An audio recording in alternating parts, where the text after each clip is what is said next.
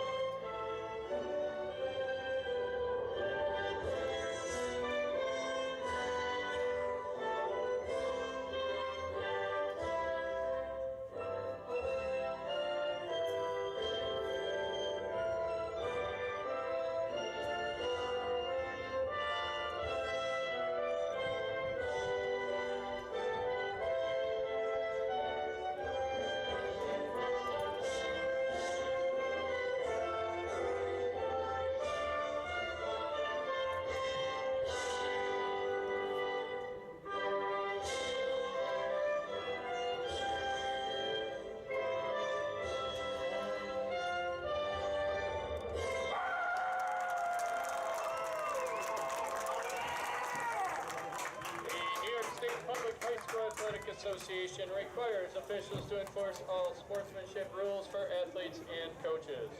We will not tolerate negative statements or actions between opposing players, especially trash talking, taunting, or baiting of opponents. Such comments are heard or actions seen, a penalty will be assessed immediately. We have been instructed not to issue warnings, but today's contests reflect mutual respect. State law does prohibit smoking and vaping here on school grounds. This includes the stadium, its facilities, and the parking lot.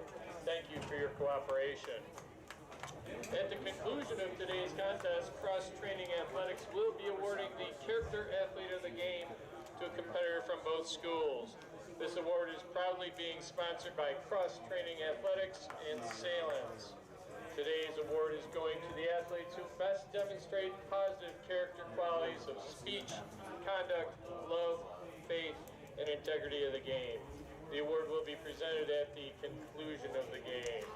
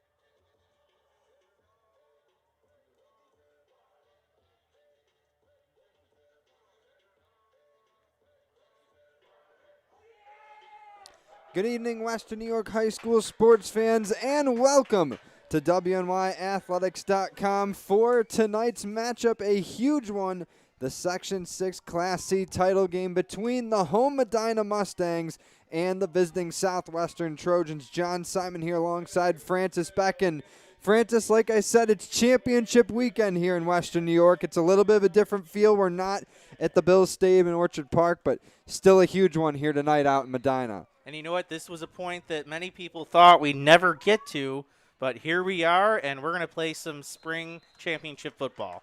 And the Mustangs returning the kick to start this one. They're going to get this right around just short of their own 30. And, this one of the matchups between undefeated teams, Francis, 3 of the 5 sectional championships games this weekend here in Section 6 between undefeated teams. And this one, a huge one, as we said, between Medina, the number 1 seed in Class C, and then Southwestern, who's also undefeated, and also, Francis, the defending Class C champions from 2019. Yeah, I think we're going to be in for a fantastic game tonight. So like we said, Medina with the ball to start this one. 1st and 10 for the Mustangs at their own 28. And handing that one off, Payne, he gives it for the running back, and I believe that's that was short Fry who gain. got the carry.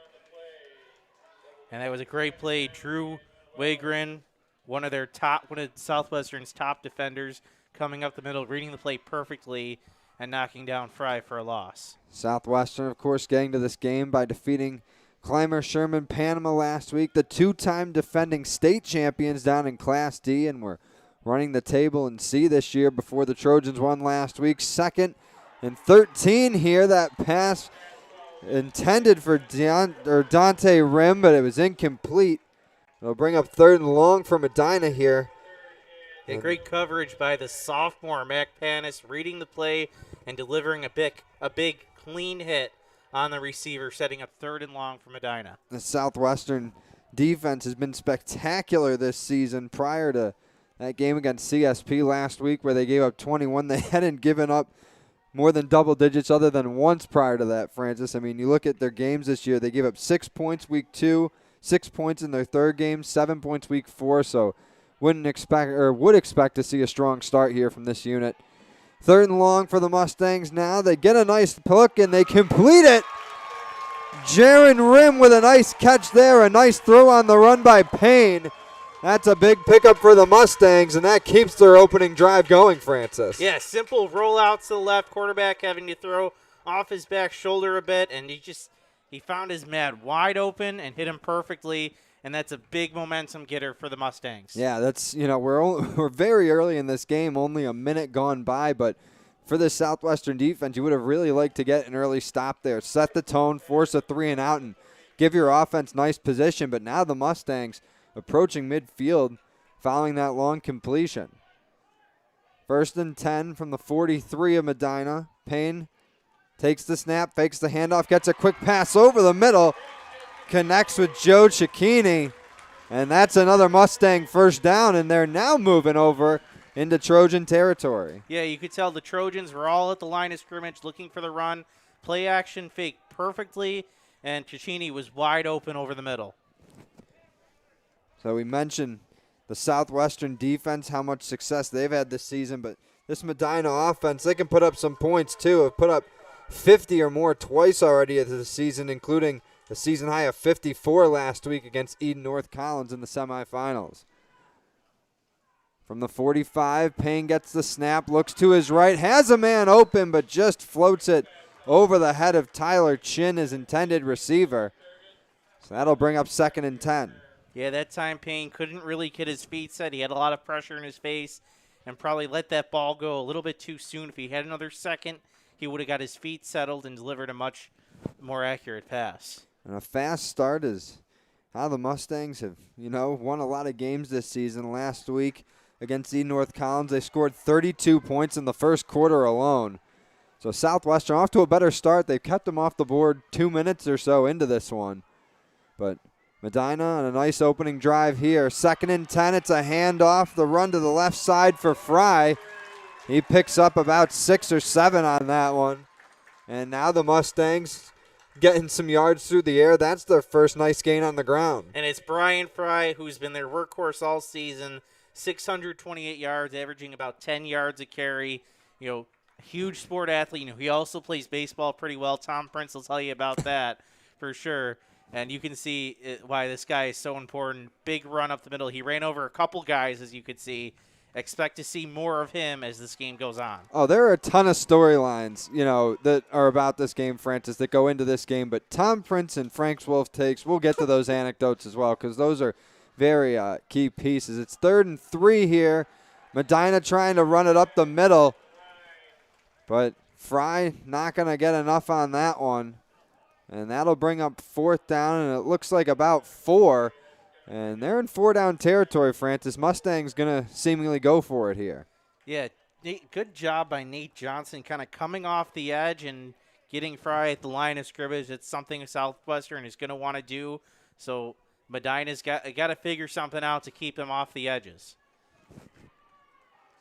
Really is just kind of a matchup of an unstoppable force against an immovable object in this Medina offense for Southwestern defense. And right now we're at a big moment in the first round of this fight between the two units. 4th and 4. Payne able to escape some pressure out to his right, gets the pass away, and it's complete. He's able to hit Cicchini right along the sideline there, and that'll move the sticks. And for the second time on this drive, Francis, Medina getting a huge passing play to keep the drive going. And again, it's on the rollout. Payne's just doing a good job. That pass a little high, but Payne's does a fantastic job with his fingertips, keeping that in. Then I think he gets his knee down just before he goes out of bounds. A very athletic play to keep the drive alive. Puts the Mustangs just inside the 30 of Southwestern. 1st and 10 at the Trojan 29. Medina packing it in here. They're going to hand it off to Fry, and he's met by a pack of Trojans there. Just barely gets back to the line of scrimmage. That'll bring up 2nd and 10. Yeah, it looks like the Mustangs were looking for a horse collar. They're not going to get it, although it seemed close. But again, Medina is going to have to find a way to block the edge better because they've tried running up the middle a couple times, and guys have come off the edge on both sides for Southwestern to make a play. Gave Fry a little too much credit on that run. They mark it as a loss of 1. So bring up 2nd and 11. But, no matter what happens with this drive for Medina, you got to be happy because you've already taken 4 minutes plus off this clock in the first quarter. But they're looking to end this thing with points. Hand off to Fry on 2nd and long. He picks up a couple before being brought down. They'll bring up another 3rd and long, but as we've seen on this opening series so far, the Mustangs not afraid at those 3rd or 4th down and long situations. They've gotten their best plays in those down and distances so far. They really have. Payne's has been very good on 3rd and 4th down. So they'll need to get 11 on this one. Again, thought Fry got a couple there, but just barely got back to the line of scrimmage. Yeah, it looks like we're trying to draw, and it's just not working out for Medina. Well, they got 4 wide now on 3rd and long, 2 to each side of Payne. 5 minutes going by in this opening quarter. Payne takes the snap, looks to the left side, slings one out there, and it's just over the outstretched hand of Dante Rim. And that'll bring up another 4th down. Yeah, Rim could just not get the separation from the defender over on that left side of the field. Leaves it at 4th down. I think Medina was trying to get maybe half that yardage to make an easier 4th down, but unfortunately they couldn't, so now it's 4th and 10, and now you have to go a little deep in your playbook. Yeah, they're going to obviously run something here. They're in 4-down territory inside the 30 of Southwestern. And now they're going to take a little bit more time to talk this thing over. Mustangs take a timeout with 6:51 to go in the opening quarter. And Francis, like we said, they're going to have to go deep in their playbook here. But we've seen so far Xander Payne able to make plays with his legs and then turn them in to passing plays. So if you're Southwestern, you're not really sure what they're going to run at you here. I think if you're Southwestern, you're expecting a pass even if he tries to fake a run because he's been on the money so far. Southwestern really hasn't respected their passing game. Even when they've been in that 4-wide set, they've really been kind of skimpy on the back end. So you wonder if Medina comes out now in a wide set, will they match up more to it, put more guys in the back end? Yeah, and I just think that the key for the Trojans right now is if this play breaks down, just make sure you don't lose some guy because Payne has found the open man when he extends the play with his legs. So if you're Southwestern, you're okay to give up a couple yards. If Payne wants to try and pick up 11, 12 yards here with his legs, so be it. Let him earn that. but you want to make sure that you lock up those receivers because he's been able to find them once he gets on the run. But this big 4th and 11 for Medina, 6:51 to go in the opening quarter. Mustangs on the opening drive of this Class C title game. Payne drops back, looks to the left side, gets the pass away, and completes it. Connects with Jaron Rim, and that's another first down. And actually, that was Tyler Chin on the catch. It was number 1, not number 4. But either way, the Mustangs will take it no matter who caught it. That's another huge first down. Yeah, Southwestern thought they had that covered, but Chin just kind of finds a hole over in that defense on the left side. Payne's able to find him and gets that first down. That's a bat breaker for the Trojans. I think that's now, 3 times they've converted on 3rd or 4th down? Yeah, once on 3rd, twice on 4th. You know, we've talked about Payne on this drive, and one thing we haven't noted yet, Francis, is he's getting a lot of guys involved. That's like the 3rd or 4th guy just on this first series that's caught a pass for the Mustangs. But they are inside the red zone now, 1st and 10 from the 16. Payne pitches this out to Fry, gets a nice block, makes a nice cut back inside. Now he's inside the 10 and just tripped up. They'll mark him at the 3. But a great run there by Brian Fry has got Medina just a couple yards away from getting the first points on the board. Yeah, that was set up all by a great block by fullback Corey Sage. He bounced his guy outside. Fry was able to bounce inside, hit the hole perfectly, and now the Mustangs have 1st and goal. And if you look at that clock, 6:01, 6 minutes have gone by. Aidan Kennedy and this powerful Southwestern offense has not even touched the football. Yeah, that's one of the big takeaways, big pluses I should say that Medina can take away from this opening drive, whether they come away with points or not. But it certainly looks like they are going to get those points that they wanted. 1st and goal from the 3. Fry gets the carry, and he crosses the plane. Touchdown, Medina. Yeah, just well-designed play. It's about 2 pulling guard, 2 offensive linemen pulled to the left side, and there was literally no one who had put a hand on Fry until he was into the end zone. Nicely done, and the Mustangs get on the board. Well, Medina shaving 6 minutes and 3 seconds off the clock on that opening drive. As Francis just said, they keep the Trojan offense off the field for a good portion of this opening quarter. And now we got an extra point attempt from Cole Seafelt.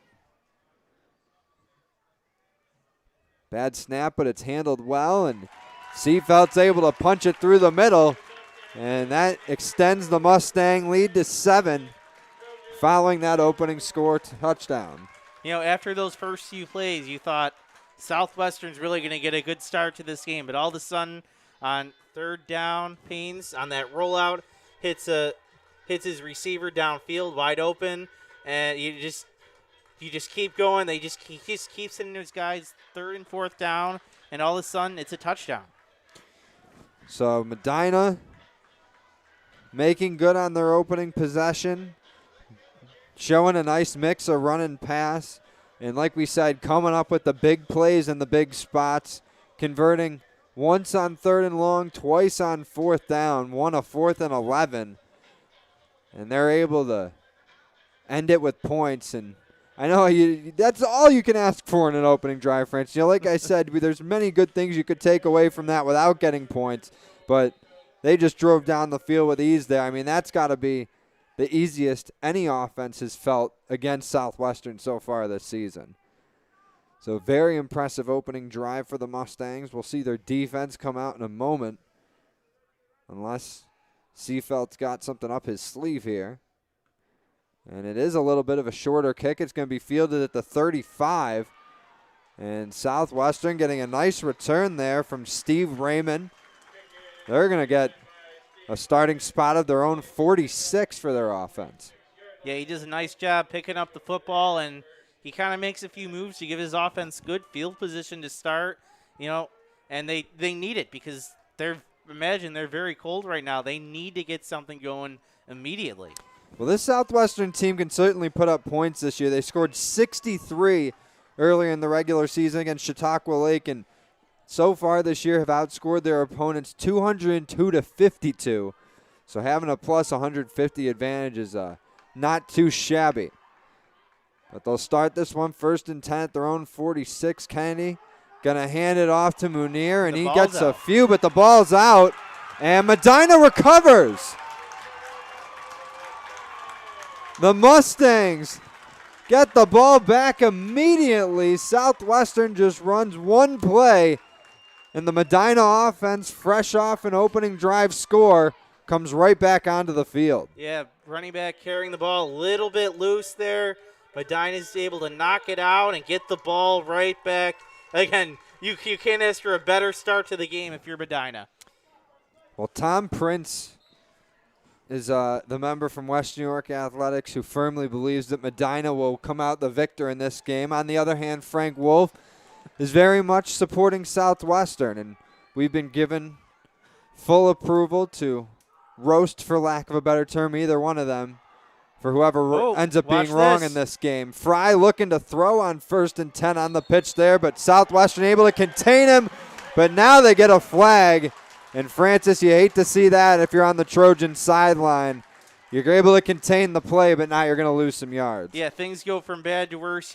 You see that Fry was pulling up to throw the ball downfield. He had it covered, and then again he was out of bounds, and he gave him extra shot. That's just a free 15 yards to Medina, who did not need it. So that's going to put the Mustangs inside the 30 of Southwestern. But again, that shows you where Medina's confidence is right now to call that at this point in the game, to really catch Southwestern, try to catch Southwestern on their heels. And they'll be inside the 40, not the 30, but this is going to be at the 36 of Southwestern. So a great starting spot for Medina. Already with a 7-0 lead here in the first quarter. Payne gets the snap, looks over the middle, just able to complete that one, and it's intercepted. It went off the hands of the intended receiver, Joe Cicchini, and Southwestern able to come up with the interception. What a wild turn of events here. Garrett Swan living up to his namesake, making an unbelievable interception. That ball was just inches from dropping to the turf, and he's able to dive and make the play. It reminded me of that famous Lynn Swan catch that they always show on those NFL Films highlights.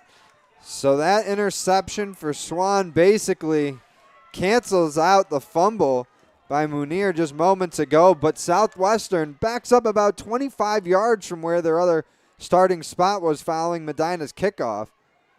But they'll take it rather than giving up points. But now on 1st and 10, the Mustangs able to get in quick and bring Kennedy down. That'll be a loss of a few yards. Yeah, it looked like it was Dominic Larrabee who came in and made the play. Also had some help up the middle from Chase Weiss from the defensive tackle position. Southwestern needs to figure that out. If they can't protect their quarterback, they're going to have a ton of trouble tonight. Southwestern, as we mentioned, the defending Class C champions, defeated Wilson back in November of 2019. I believe that was the last sectional championship game about a year and a half ago. 2nd and 11. Kennedy looking deep down the field, and he completes it. On the run is Nate Johnson. He's able to get brought down just around the 15. I believe that was Fry that was able to chase him down. But what a throw from Aidan Kennedy. And Nate Johnson with a very nice catch and run. Well, Aidan Kennedy wants to be known as one of the best quarterbacks in Western New York, and that's the type of plays you need to make. Backs against the wall, on the rollout, on the run, with guys in his face. He delivers that ball perfectly over the middle, hits his man in stride, and is able to get a huge gain. Talked about Xander Payne's ability to throw on the run so far in this game. Kennedy showing he can do it as well there. 1st and 10 for the Trojans from the 15.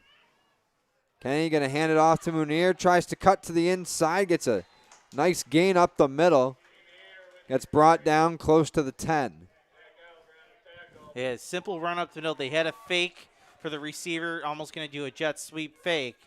But he's able to get enough yardage, just about 5 yards. It's the kind of run Southwestern needs. And Munir obviously fumbled on Southwestern's first play, but has since shaken that off.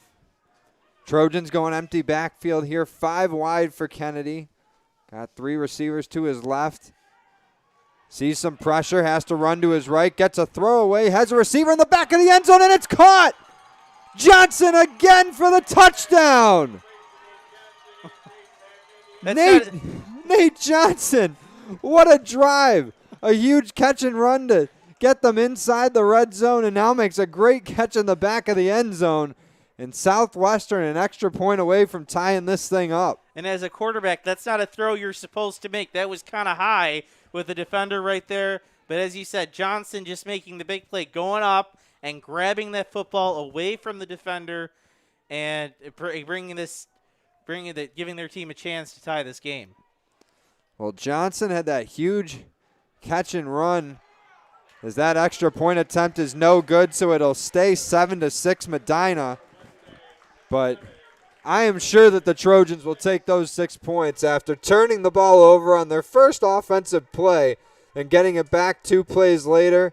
And then they get a big play from Johnson, and he finishes the drive with a beautiful catch in the back of the end zone again. Like you said, not the best throw. Not the most ideal throw. I won't say it wasn't the best throw. It's it not was recommended. A nice throw. It wasn't recommended, I'll say that. But you know what? It ended up in points, so you'll take it. You know, and that, a lot of character by Kennedy, because remember, he was sacked on the play before he threw that long pass to Johnson. So great character by him coming back the very next play and hitting a long bomb. Well, that was an 11-yard grab for Johnson. It makes it a 1-point game here with 3:35 to go in the opening quarter. Is this Class C matchup shaping up to be a good one. One of 4 sectional championships going on tonight here in Section 6. Also got AA game over at Lancaster. Is now Southwestern going with an onside kick attempt. It's fielded well right around midfield by Medina's number 40, Anthony Ruddy. And that'll give the Mustangs a nice starting spot here on their next drive. And you wonder, if you're Coach Bailey, what do you come out with? Do you try to go back to establish your running game, or do you try to shoot it out with Paynes and Kennedy? Paynes did a good job on the first drive, but I don't know if Kennedy's rolling like this if you want to try to get in a shootout with him. So the Mustangs will start this one at their own 48. As I mentioned, Lancaster, Orchard Park, the AA game going on tonight. Jamestown hosting South Park down in Jamestown for the Class A title. And then, of course, we got Franklinville, Elkville, and Salamanca for the Class D game. 1st and 10. Payne looking deep down the right side, and that one's caught, but out of bounds was Chin. If the field was about 5 yards wider, that would have been a beautiful play. But a nice job by Southwestern to kind of force him out of bounds. That'll bring up 2nd and 10. Yeah, that was Panis in the coverage. And as you said, he knew where the boundary was and kind of forced Chin out of bounds. Just very smart defending. So, like I said, 4 of the 5 Section 6 championship games going on this evening. We are broadcasting 3 of them. Right, 3 of them. And then you got the Lancaster Orchard Park game over on WXLR. And Adam Gorski's following that on Twitter as well. So we got WMI Athletics bodies everywhere, per se. 2nd and 10 from the 48 for Medina. Payne looking to the right side. That one, again, incomplete. We're kind of reminiscent of the ball that was picked off a few minutes ago by Garrett Swan. That one had some hang time after going off the receiver's hands. Yeah, I could imagine Aidan Kennedy's eyes were growing much bigger as he saw that one tipped. You could tell he was running over to the other side of the field to try to come up with that one. And then, of course, as we talked about the 4 games tonight, the B game tomorrow at 2 o'clock. We'll have that one on WMIathletics.com. Tom Prince and I will be there. That one between Maritime Health Sciences and Iroquois. But we got ourselves a beautiful Friday night here in Medina. Huge crowd on hand for this one. The largest I've seen all throughout Western New York this spring is on 3rd and 10. That pass for Chin incomplete. And that's a nice stand for the Southwestern defense, Francis. They'll bring up 4th and 10 for Medina. And I think if you're Medina, you got to punt. That you really haven't moved the ball this drive. I think you got to punt and cut your losses. So the Southwestern defense has certainly rebounded from the opening drive where Medina just steamrolled down the field basically. Maybe had a short loss on a play or two, but really worked their way all the way down with ease and finished with a touchdown. 4th and 10, Mustangs pitch it, and they're going to punt it away. Nobody really back there to receive for Southwestern. It's going to roll into the end zone for a touchback. I've never seen a punt like that, to be the punt setup. They set up like usually out of that you might see a quick hit punt by the quarterback. Right. But instead they kind of toss it back to Fry, who's already kind of 10 yards back, and he hits a nice one. Well, the long field from their starting spot really didn't bother Southwestern at the start of their last offensive drive. They went about 75 yards, albeit a lot of them picked up by Johnson on that long throw and then the run after the catch. But Southwestern getting the ball back here, 3:08 to go in the first quarter. And, you know, they got 6 points on their last drive, are down 1 now, and they've seemingly taken the momentum back so far in the early stages of this game from Medina. Kennedy handing off to Munir, breaks a couple tackles off the line, but is brought down for a shortish gain. They're going to mark it, looks like a gain of 4.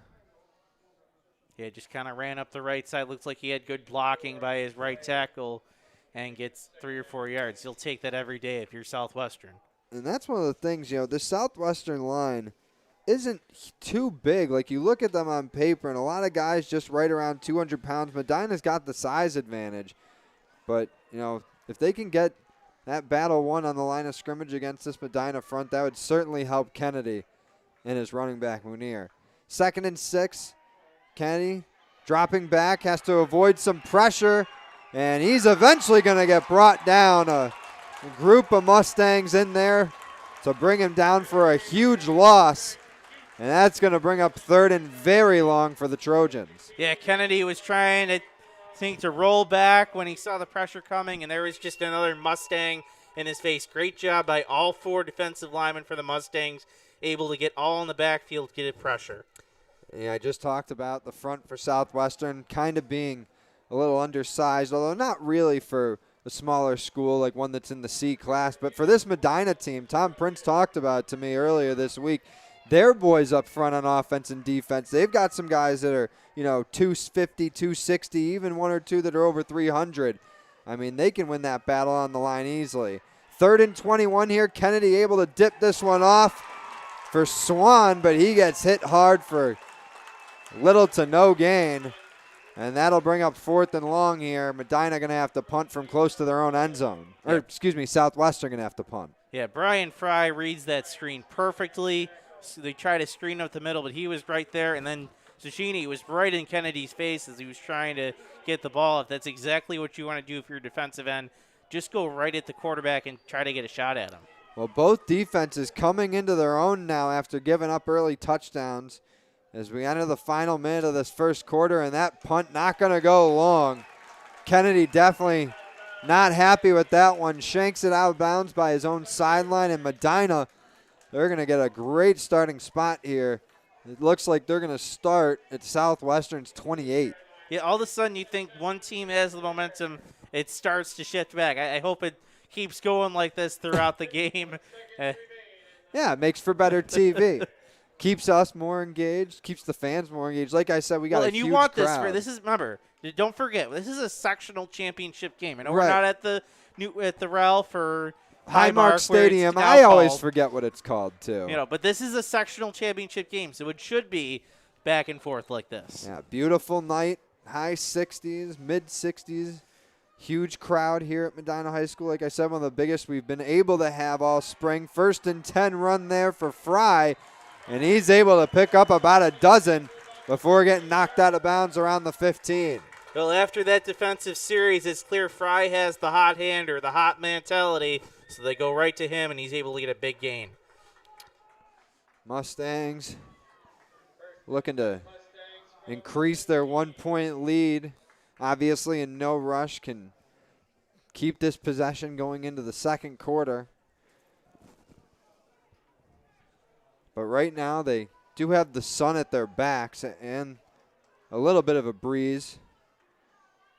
as well. 1st and 10 from the 15. Fry again getting the carry, runs out to the left side, has some space. He's going to run into a defender, and that contact keeps him just short of getting into the end zone again. But he knocked the defender back a couple yards. Let's not forget that. Fry may have not gotten into the end zone, but man on man, he won that battle. So that'll make it 1st and goal for the Mustangs at the 1. They scored on their opening drive. It was a 6-minute possession that ended with a 3-yard touchdown run for Fry. Watch for Medina to go put something on to the right side. Maybe play action or a toss or something. They got that right side of the line loaded up. They're going to give it to Fry. He goes up the middle, and he gets himself in for touchdown number 2. And Medina increases its lead to 13-6 here late in the first. Tom Prince will be very happy, not just because, as he predicted, Medina is winning, but because Brian Fry is having a fantastic game. Obviously, one of the better baseball players in all of Western New York, but he's really showing it on the gridiron tonight. So we'll get an extra point attempt here for Medina, although it looks like they might be sending back out Payne to go for 2. Cole Seafelt is on the sideline, I believe. I don't see 14 out there, so it looks like they're going to go for 2.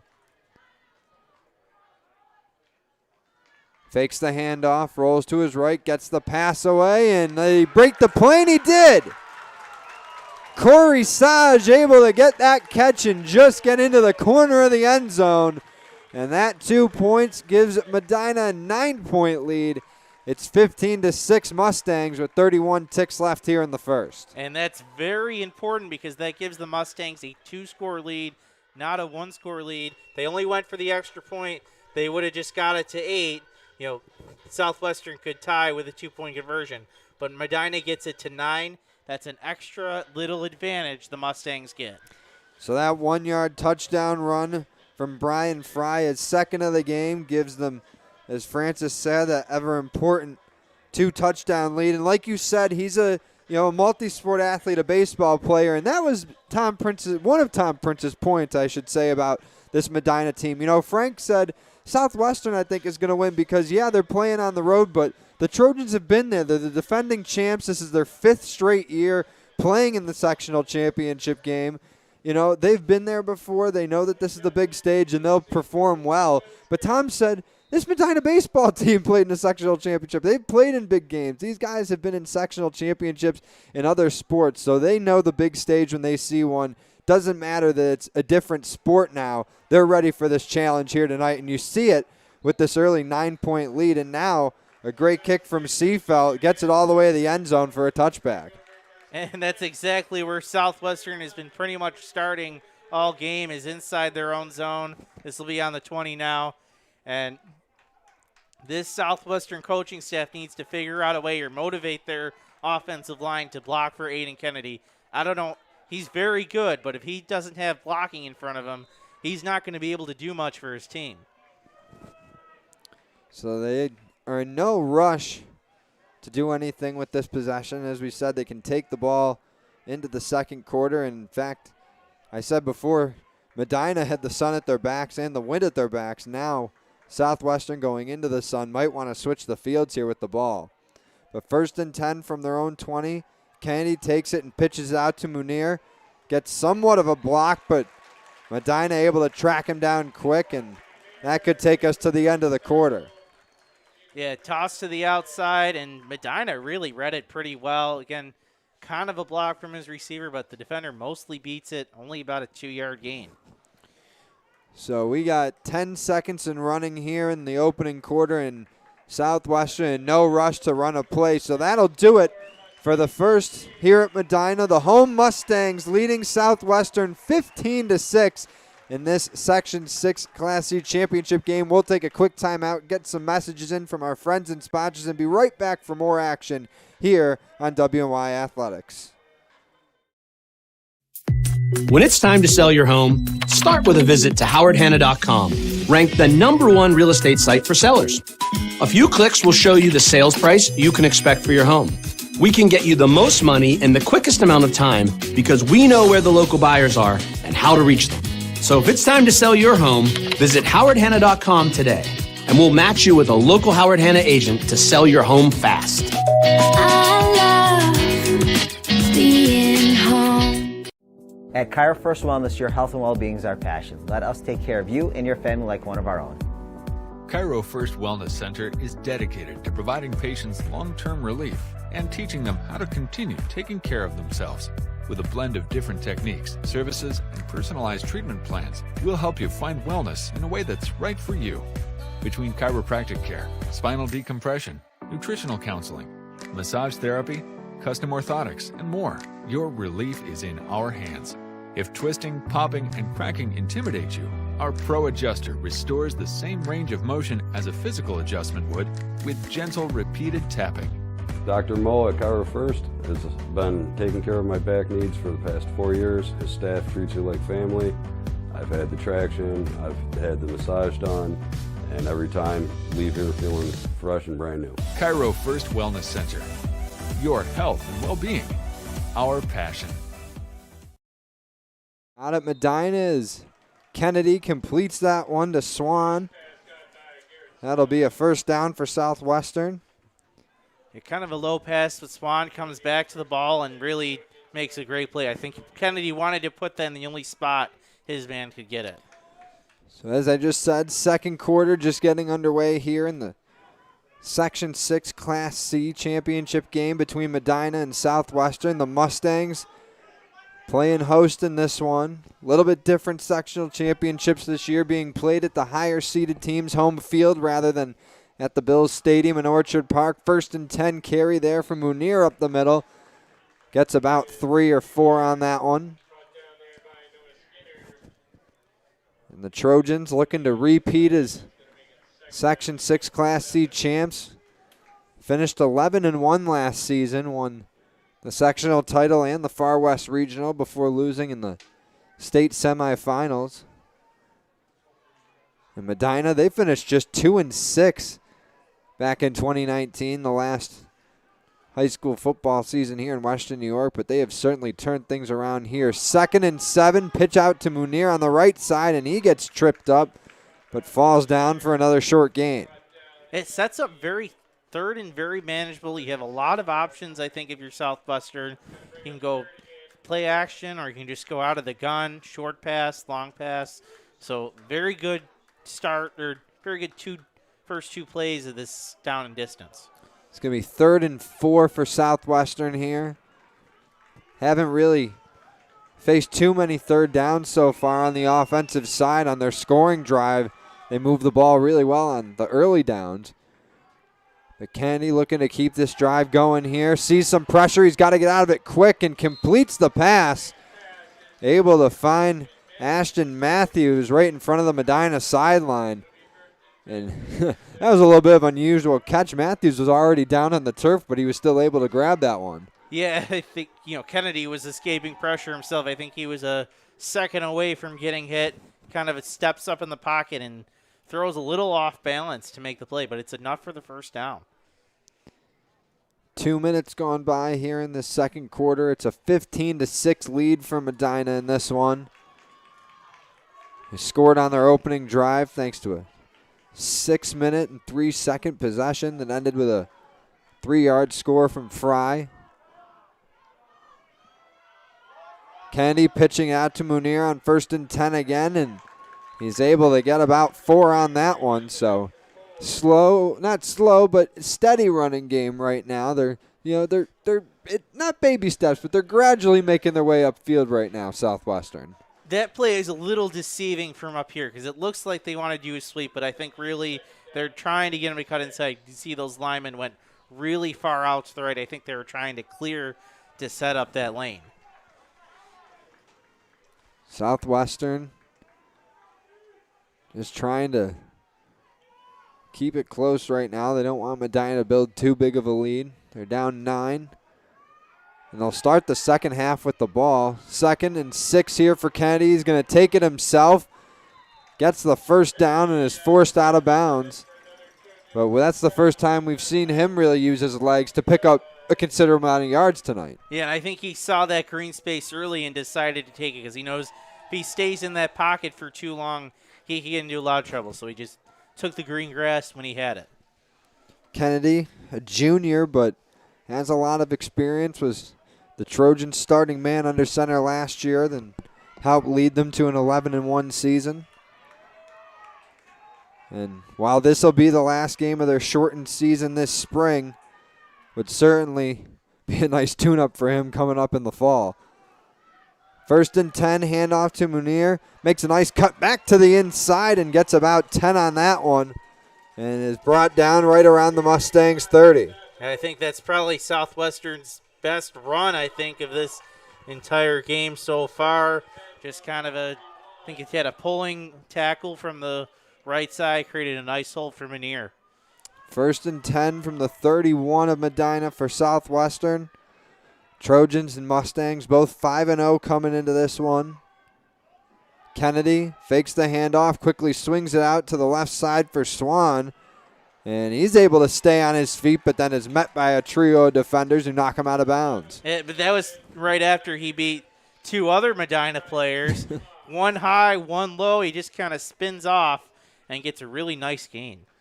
So the Trojans moving the ball well on this drive. They've shaved off about 4 minutes of game time just in this quarter. They obviously had the ball at the end of the first as well. So about a 4.5-minute drive going right now for the Trojans. Coming off of a huge 24-21 win last week in the semifinals over CSP.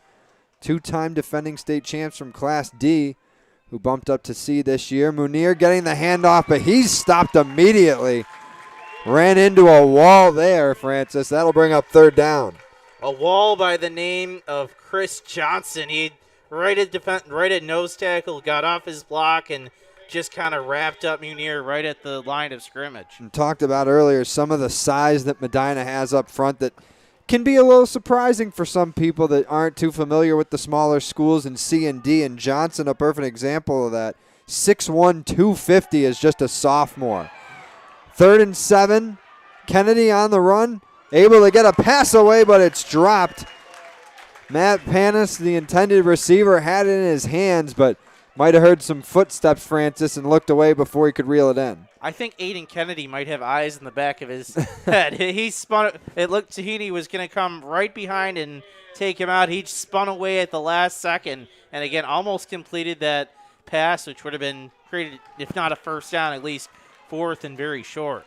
Well, they're in 4-down territory, so at 4th and 7 from the Mustang 28, the Trojans are going to go for it. Kennedy's got 3 receivers to his right, along with Munir. Right on his hip. Immediately sees pressure.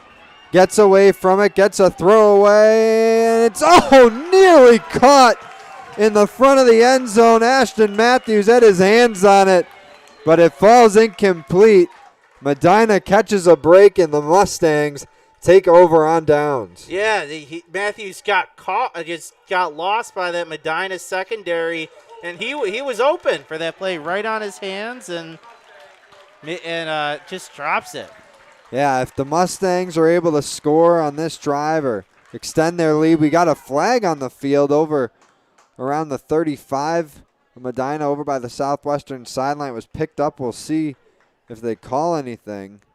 But ball remains at the Medina 28. That's where the last play was ran, so maybe it was a false alarm. I think the penalty was against Southwestern because it looks like Medina has the ball, and there was some cheering going on with the Medina section after that penalty was explained. So I believe that was against Southwestern. Maybe just a warning or something, because they stayed in the same spot. They didn't move the line of scrimmage at all. But either way, Medina getting the ball back after the nice break on the drop ball, but Fry snuffed out there quick on the run. He's dropped for a loss. Yeah, it looks like Southwestern may have jumped the snap or at least gotten off the ball when the snap happened, and really Fry had nowhere to go.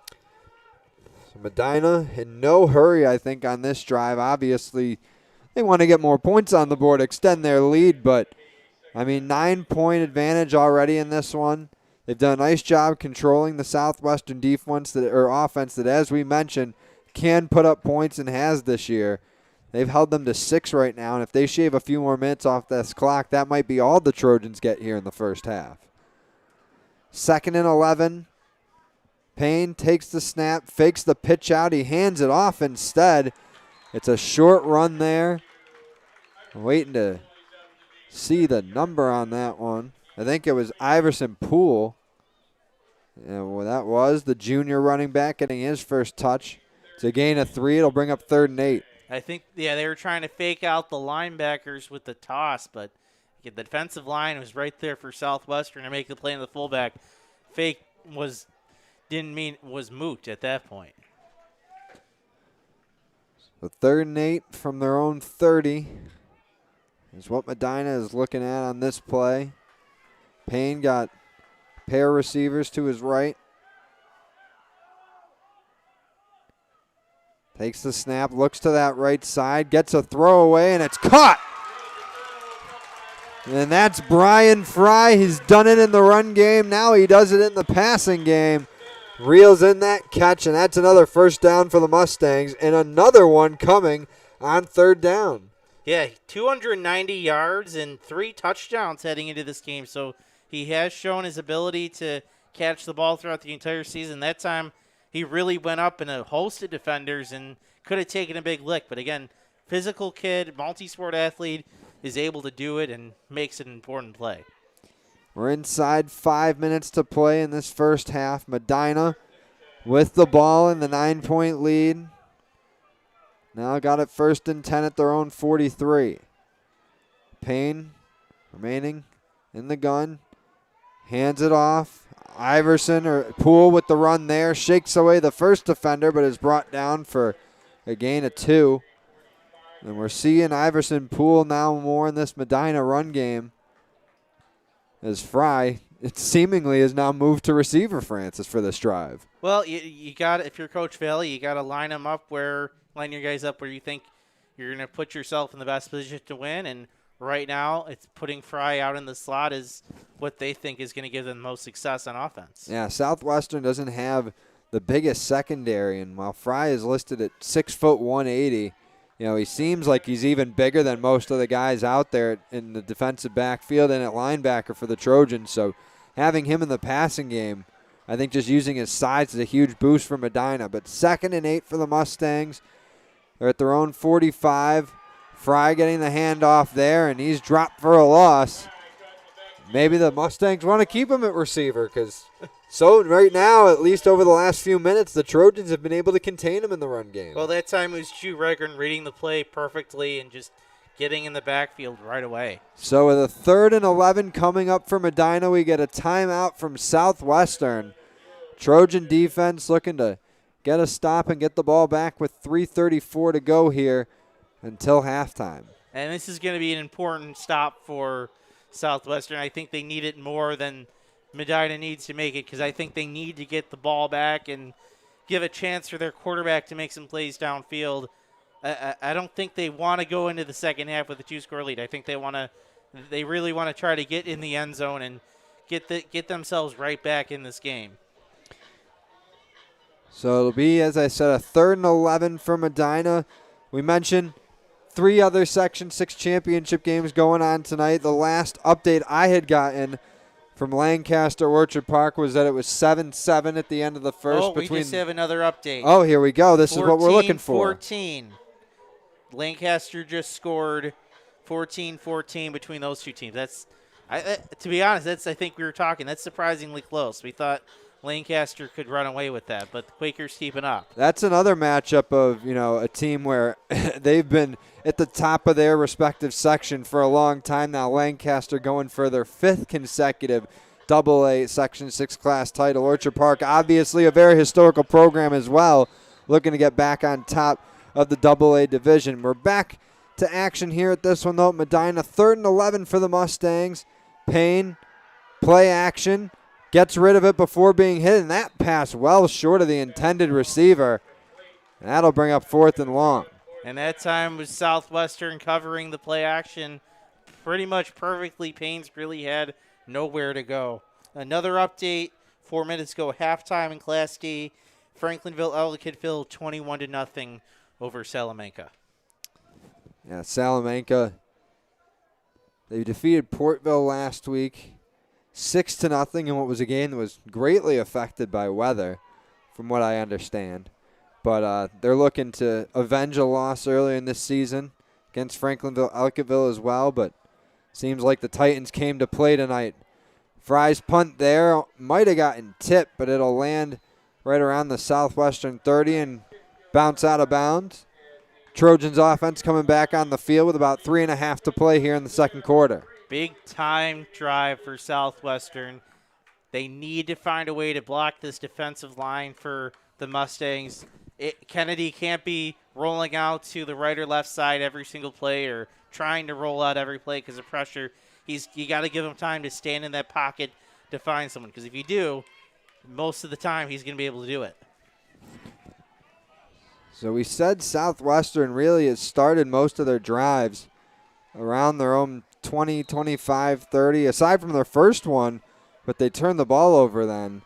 But they got a long field to go here. They'll need to get 70 yards if they want to finish this drive with a touchdown. But they've got a lot of time to work with. Kennedy on 1st and 10 tries to quickly get that one to the outside, but it's short and incomplete. Swan, again, the intended receiver. Yeah, I think he was a little too rushed on that play. If he would have waited just a half second to get that out, get his feet set, that would have been a nice pass right in the money. Yeah, both quarterbacks looked so comfortable on their team's opening drives. Really, for Southwestern, it was their second drive because they only ran one play on their first series. But, you know, after the first offensive drives for each side, the quarterbacks have looked a little bit more shaky, and I think that's more of a credit to the defenses than the quarterbacks regressing in this game. But 2nd and 10, Kennedy dropping back, looks over the middle, and he's intercepted. It's Fry getting the pick, and he'll take it out of bounds. Medina gets their second forced turnover of the night. This is a huge one as Brian Fry gets the interception. But we got a flag down around the Southwestern 25. We'll see if this negates the interception.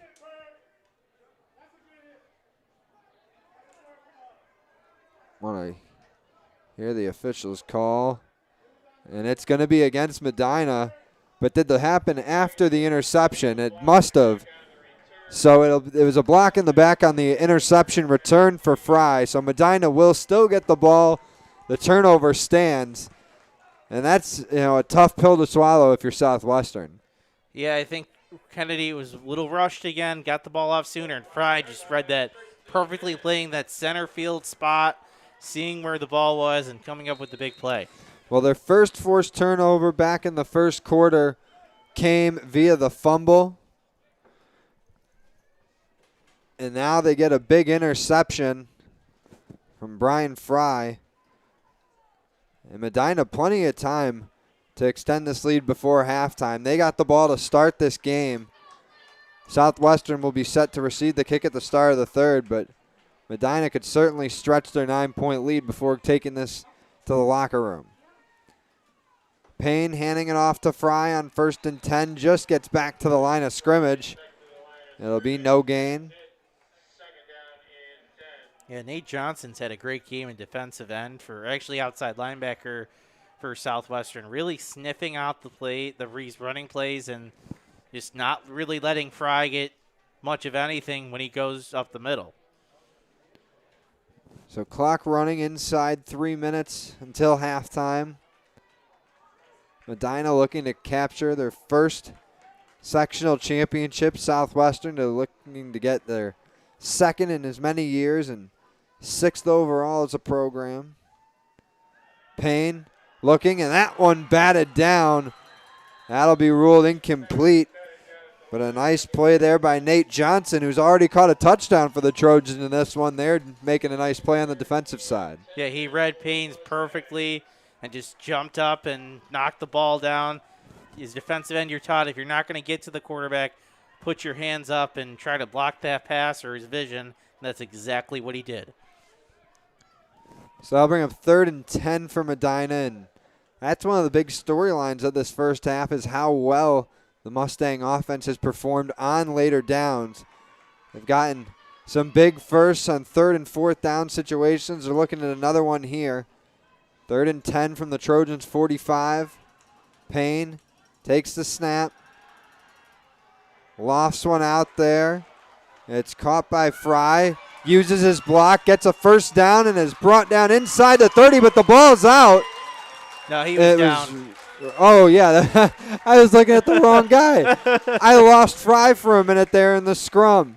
I thought the ball came out. It's also sunny there to give you that break. But, yeah, just a screenplay to Fry. Paynes was ready for the pressure and delivers a perfect ball, and you could see Fry. Just wonderful vision, using his blockers and really able to turn a lot of guys who just take the ball and go straight at where they see the most green grass, but he just uses his vision, bounces back and forth, and turns what could have been maybe an 8-yard gain into probably 15. Well, it's becoming almost predictable at this point that Medina offense goes for big yards on 3rd and 4th and long. As they get another big gain there on 3rd and 10 from Fry. It's now 1st and 10 from the 23. Looking over the middle was Payne. That one incomplete. Looking to link up with Giacchini as tight end there. And that time, Giacchini just coming from that tight end position. Southwestern defense loses him. He was about to split those two safeties if that ball was just a little bit lower. Stops the clock with 1:36 to go in the half. Medina looking to extend their 9-point lead. Mustangs haven't gotten a score in this quarter yet, but got a big turnover a few minutes ago to get the ball back and try and get more points before halftime. Now we get a timeout from the Mustangs, so they'll talk things over before this play. I think if you're the Mustangs, I think you keep it through the air. You know, you haven't done super well running the ball, and Paynes has really been able to hit. See if you get a crossing route going on either side and see if you can get a hole opened up. You just almost got Giacchini opened up over the middle coming from the tight end spot. Despite, Southwestern putting two safeties back, there are some holes in this Southwestern secondary.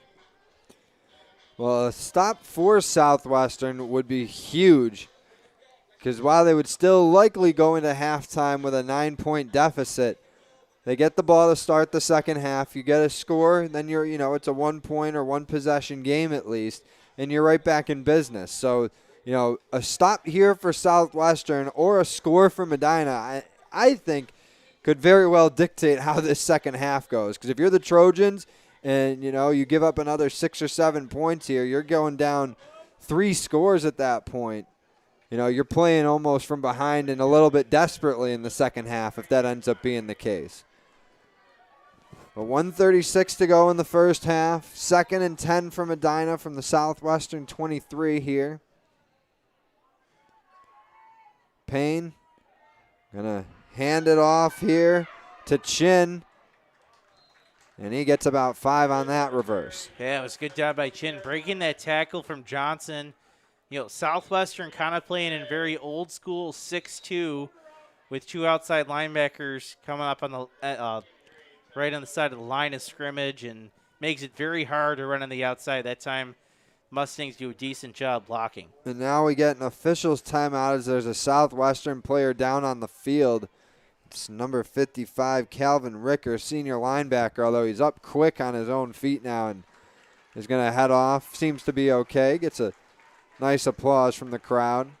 Yeah, Ricker, 21 solo tackles coming into this game. I believe he's 2nd on the team in tackles, so hopefully he's okay. And for the Mustangs' sake, hopefully he can be back on the field in the second half. Well, and like we said earlier, Southwestern, pound for pound, physically wise, is smaller than Medina. And Ricker is one of their bigger guys at 6 foot, 200 pounds. They would certainly need that size to stay in there to help them against this larger Mustang team, because they've certainly won that battle so far. I mean, Southwestern's had their moments where they've won the battle at the line of scrimmage, but this Mustang front so far has played a really nice first half. Well, the only the biggest way they've won is really it's been their guys coming off the edge and getting to the line of scrimmage quickly. Right. But as far as like in the middle in the trenches, moving objects, it's been pretty much the Mustangs. So 3rd and 7 for Mustang. They're at Southwestern's 20.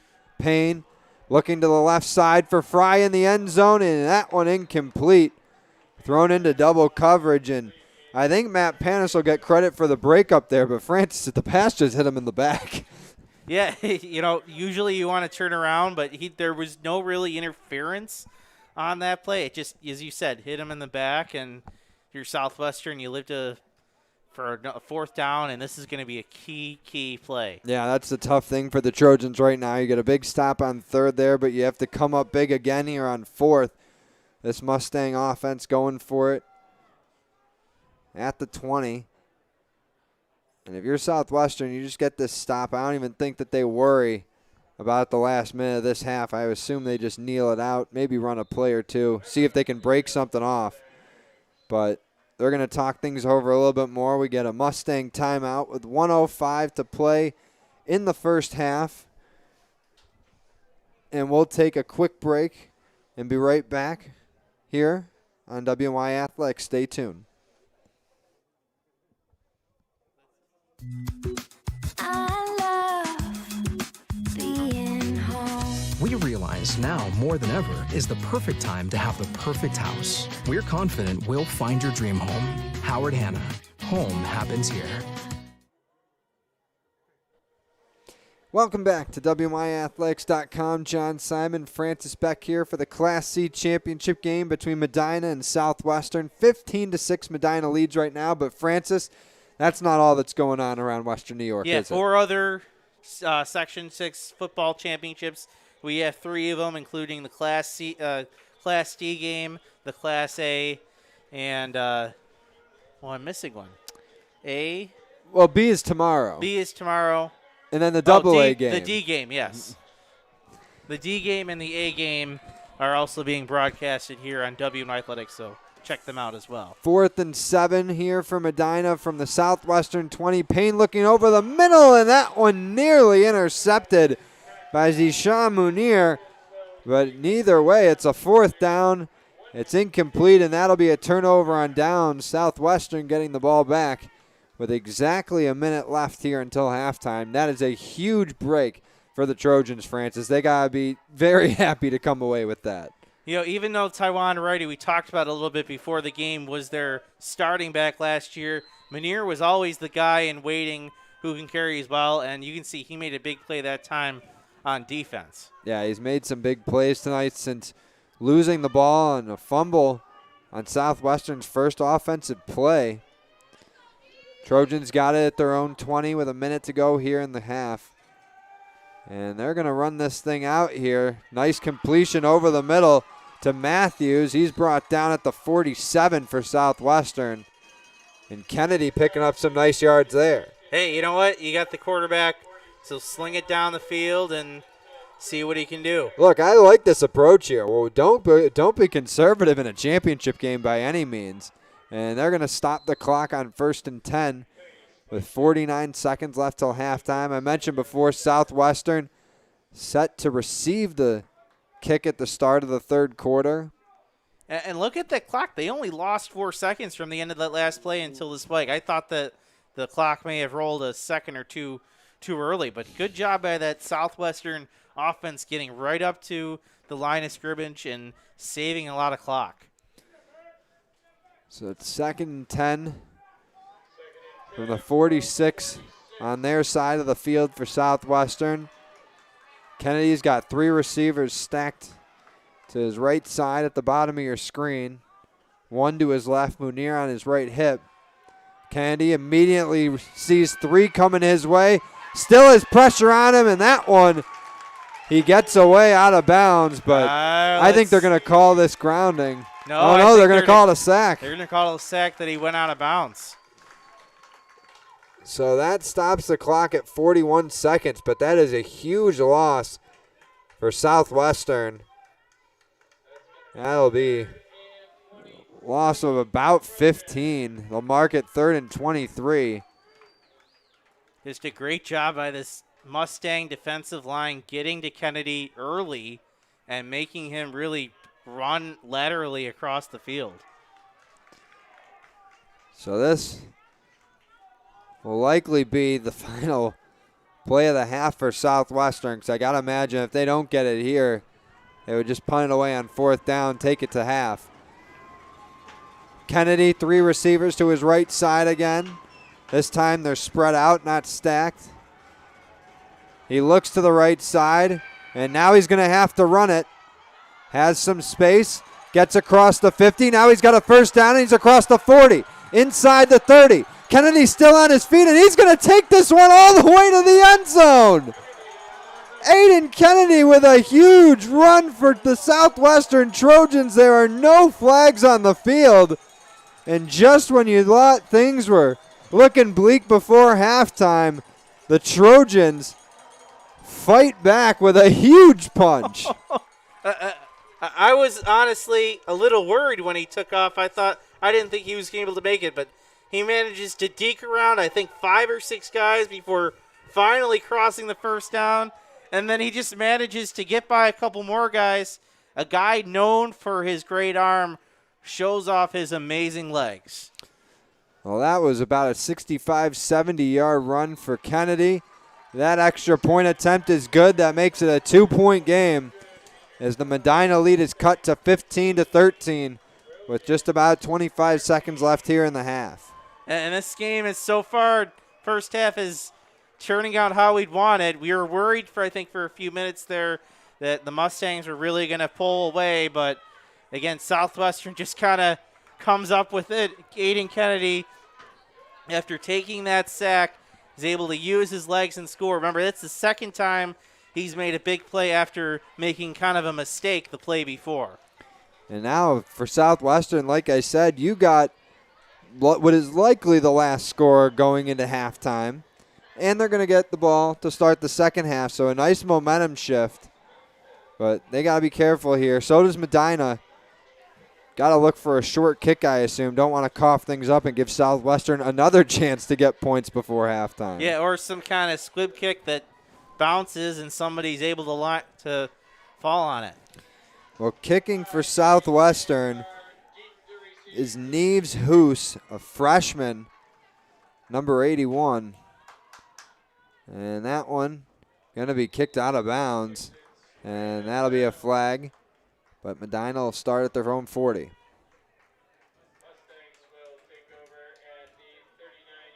Oh, 39 they'll mark it.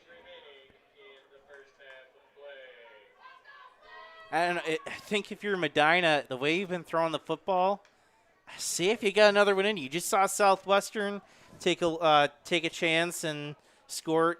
Fry's been having a great game, and Tahini up the middle. See if you can get one of them streaking up the middle. If your secondary loses them or something, you could end up in the end zone. So after the flag, they move this up to the Medina 44. And like Sir Francis said, the Mustangs can certainly look to do something before halftime and not just sit on the ball and run the clock out. 25 ticks until the midway break. Mustangs on top 15-13 in this Class C title game.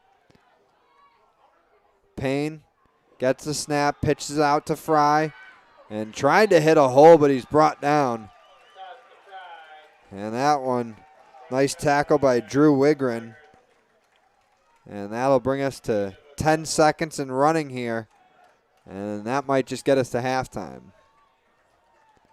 And Medina in no rush to get a play off. The clock will hit zeros. And through 24 minutes here at Medina in the Section 6 Class C title game, the Mustangs leading the Southwestern Trojans 15-13. We'll take a break here at halftime, get some messages in from our friends and sponsors, and be back for third and fourth quarter action. So stay tuned here on WMY Athletics.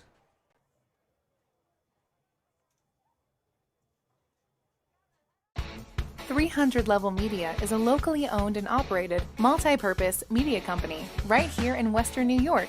You'll find us everywhere, covering the Bills, Sabres, Buttes, Bisons, Big Four basketball, local college sports, and much more. Our staff offers a variety of media services, from video production, live event coverage, audio broadcasts, professional voiceovers, camera operation, and videography. Visit www.300levelmedia.com or give us a call at 716-427-2600. This is 300 Level Media. When it's time to sell your home, start with a visit to howardhanna.com, ranked the #1 real estate site for sellers. A few clicks will show you the sales price you can expect for your home. We can get you the most money in the quickest amount of time because we know where the local buyers are and how to reach them. So if it's time to sell your home, visit howardhanna.com today, and we'll match you with a local Howard Hanna agent to sell your home fast.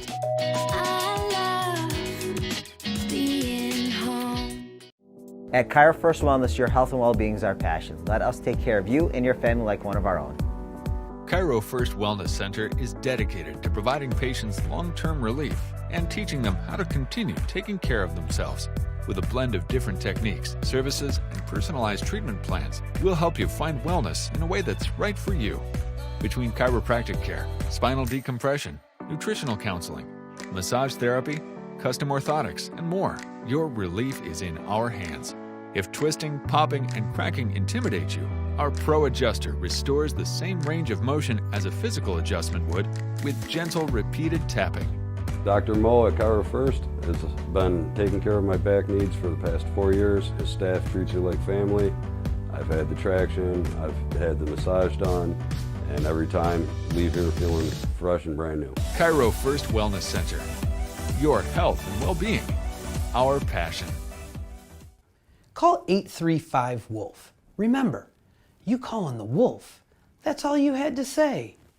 Call today. Why do you exercise? To look better? To feel better? To drop a few pounds? To train for an event? To defy age? Or to keep your ability to say yes to the things you love to do? Whatever motivates you, G&G Fitness Equipment is here to get you there. Treadmills, ellipticals, rowers, bikes, home gyms, and accessories. We'll pair you with the right equipment, teach you how to use, and be there every step of your fitness journey. G&G Fitness. Your goal is our goal.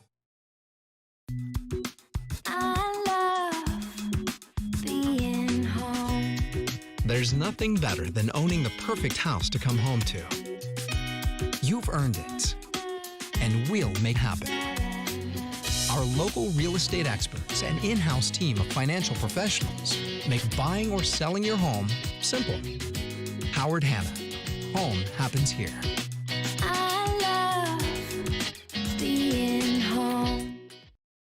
Logistics Plus is a global transportation provider headquartered in Erie, PA, with locations worldwide, including right here in Western New York. Logistics Plus is consistently recognized as a fast-growing transportation and logistics company, great supply chain partner, top freight broker, leading project cargo manager, and a great place to work. With a strong passion for excellence, our 500-plus employees put the plus in logistics. Call our Buffalo office today for an efficient, personal approach for all of your transportation needs.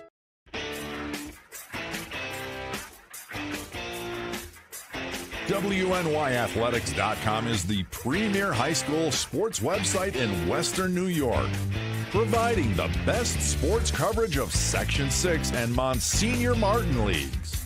Check out our page for daily game recaps and late-breaking sports news. Our online scoreboards are updated in real time. Never miss a goal or touchdown. Visit WNYathletics.com today or follow us on Twitter, like us on Facebook, and subscribe to our YouTube. 300 Level Media is a locally owned and operated multi-purpose media company right here in Western New York. You'll find us everywhere covering the Bills, Sabres, Buttes, Bisons, Big Four basketball, local college sports, and much more. Our staff offers a variety of media services, from video production, live event coverage, audio broadcasts, professional voiceovers, camera operation, and videography. Visit www.300levelmedia.com or give us a call at 716-427-2600. This is 300 Level Media. When it's time to sell your home, start with a visit to howardhanna.com, ranked the #1 real estate site for sellers. A few clicks will show you the sales price you can expect for your home. We can get you the most money in the quickest amount of time because we know where the local buyers are and how to reach them. So if it's time to sell your home, visit howardhanna.com today, and we'll match you with a local Howard Hanna agent to sell your home fast.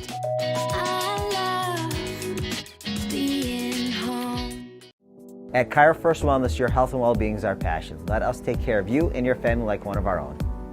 Cairo First Wellness Center is dedicated to providing patients long-term relief and teaching them how to continue taking care of themselves. With a blend of different techniques, services, and personalized treatment plans, we'll help you find wellness in a way that's right for you. Between chiropractic care, spinal decompression, nutritional counseling, massage therapy, custom orthotics, and more, your relief is in our hands. If twisting, popping, and cracking intimidate you, our Pro Adjuster restores the same range of motion as a physical adjustment would with gentle, repeated tapping. Dr. Mo at Cairo First has been taking care of my back needs for the past 4 years. His staff treats you like family. I've had the traction, I've had the massage done, and every time leave here feeling fresh and brand new. Cairo First Wellness Center. Your health and well-being, our passion. Call 835-WOLF. Remember, you calling the wolf. That's all you had to say. Call today. Why do you exercise? To look better? To feel better? To drop a few pounds? To train for an event? To defy age? Or to keep your ability to say yes to the things you love to do? Whatever motivates you, G&G Fitness Equipment is here to get you there. Treadmills, ellipticals, rowers, bikes, home gyms, and accessories. We'll pair you with the right equipment, teach you how to use it, and be there every step of your fitness journey. G&G Fitness. Your goal is our goal.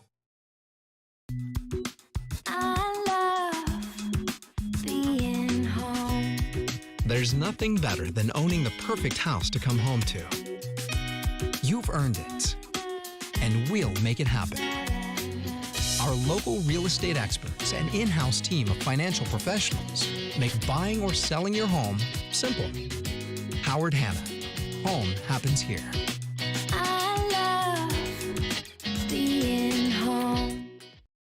Logistics Plus is a global transportation provider headquartered in Erie, PA with locations worldwide, including right here in Western New York. Logistics Plus is consistently recognized as a fast-growing transportation and logistics company, great supply chain partner, top freight broker, leading project cargo manager, and a great place to work. With a strong passion for excellence, our 500-plus employees put the plus in logistics. Call our Buffalo office today for an efficient, personal approach for all of your transportation needs.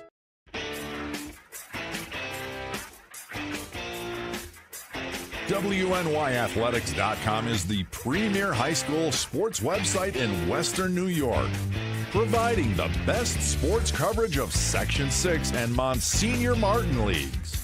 Check out our page for daily game recaps and late-breaking sports news.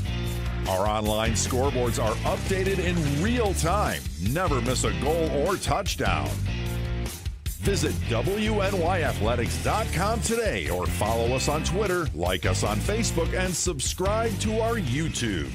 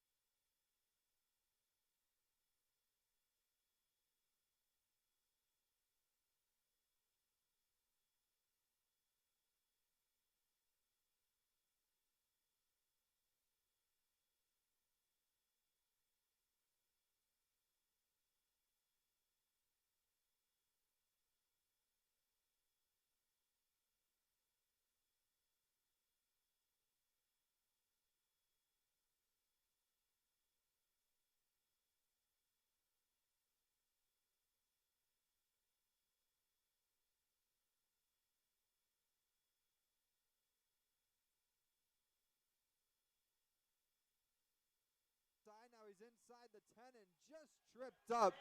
They'll mark him at the 3. Drive, whether they come away with points or not, but it certainly looks like they are going to get those points that they wanted. First and goal from the 3. Fry gets the carry, and he crosses the plane. Touchdown, Medina, 52.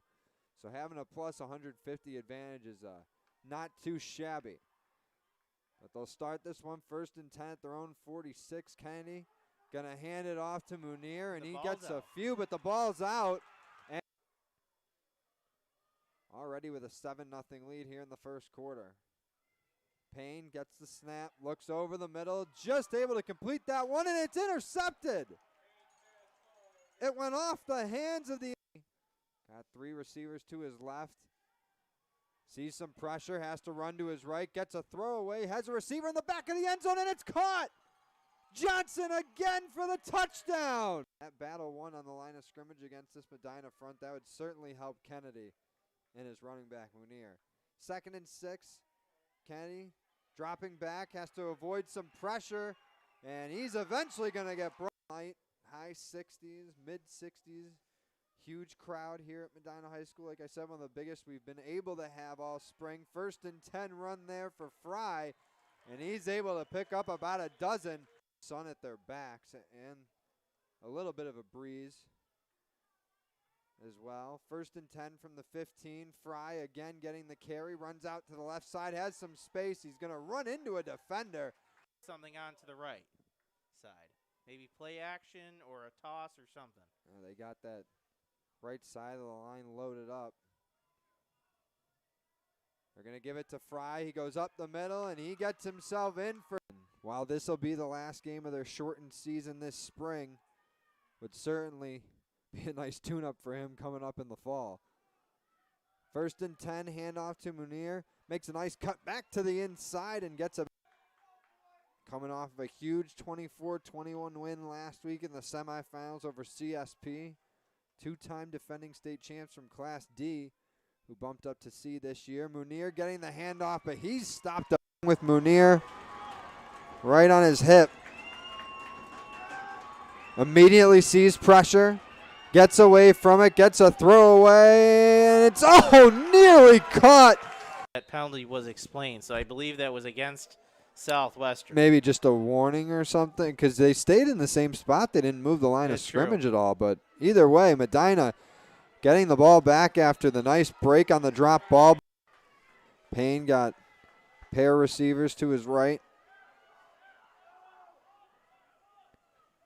Takes the snap, looks to that right side, gets a throwaway, and it's caught for the Trojans. So having him in the passing game, I think just using his size is a huge boost for Medina. But 2nd and 8 for the Mustangs. They're at their own 45. Fry getting the handoff there, and he's shaky. And I think that's more of a credit to the defenses than the quarterbacks regressing in this game. But 2nd and 10, Kennedy dropping back, looks over the middle, and he's intercepted. It's Fry getting the pick. 10 from the Trojans' 45. Payne takes the snap. Lofts one out there. It's caught by Fry. Uses his block, gets a first down, and is brought down inside the 30. On Southwestern's first offensive play. Trojans got it at their own 20 with a minute to go here in the half. And they're going to run this thing out here. Nice completion over the middle to Matthews. To his right side at the bottom of your screen. One to his left, Munir on his right hip. Kennedy immediately sees 3 coming his way. Still has pressure on him, and that one side.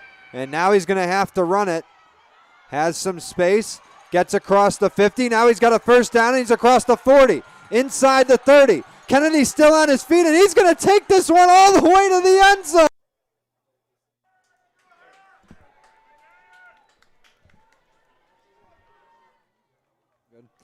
Welcome back to WNYathletics.com for one of 4 Section 6 championship games tonight going on here in Western New York. John Simon, Francis Beck here for the Class C title game between Medina and Southwestern. Second half about to get underway here out at Medina High School. The Mustangs kicking off to the Trojans, and that one a short kick from Cole Seafelt, but it's fielded at midfield nicely, and that is where we will see the Southwestern offense come back out onto the field. Well, Southwestern ended that first half with a bang. Again, I was a little worried the Mustangs were going to pull away, but all of a sudden, Aidan Kennedy shows off his legs, goes about 67 yards, diving in through defenders for a big score right at the end of the half. They need to keep that momentum up on this drive. Yeah, that cut the Medina lead to 7 points before halftime, and that is where we sit 15-13 Mustangs in front with just 24 minutes left here in the Class C season. 1st and 10, run for Munir, and the ball's out. It's picked up by Fry. He's inside the 30, now the 20, has some room to run, and he's knocked out of bounds by Kennedy at the 3-yard line of Medina, or Southwestern, excuse me, but what a return for Brian Fry. He's got 2 rushing touchdowns tonight, an interception, and now you can add a fumble recovery and return to the list. Yeah, he's really having a Friday. I'm sorry. That was bad. But he is really having a great day. Just, again, heads-up play, picking up the ball when it comes out and knocking down. Remember, that's the same way Southwestern opened up the first half on their opening drive on a fumble. That time they do it again, and it's much more costlier. And that's what you hate to see. Like you said, they got a ton of momentum at the end of the second quarter, Southwestern, getting that 67-yard touchdown run from Kennedy. But now Medina with a chance to basically erase that score with a 1st and goal chance here from the 3. However, Fry stopped for about a loss of 1, it looks like, on that first carry. Yeah, I think Southwestern knew that ball was going to Fry, and they keyed on him that play. Look for the Mustangs to maybe do play action to the right side or some kind of rollout to use that wide side of the field while Southwestern continues to key on Fry. And that's a tough break for Southwestern, too, because that's the second fumble of the game for Munir, their starting running back. He obviously coughed it up on that first play for the Trojans back in the first quarter. Now he coughs up to start the second half. And you hope that your starting tailback can get some confidence back before this game's over. 2nd and goal, and that snap didn't even get to Payne. Flag on the field, and that's going to back the Mustangs up. Yeah, some miscommunication between that offensive line and Payne's, and it's going to cost the Mustangs 5 yards.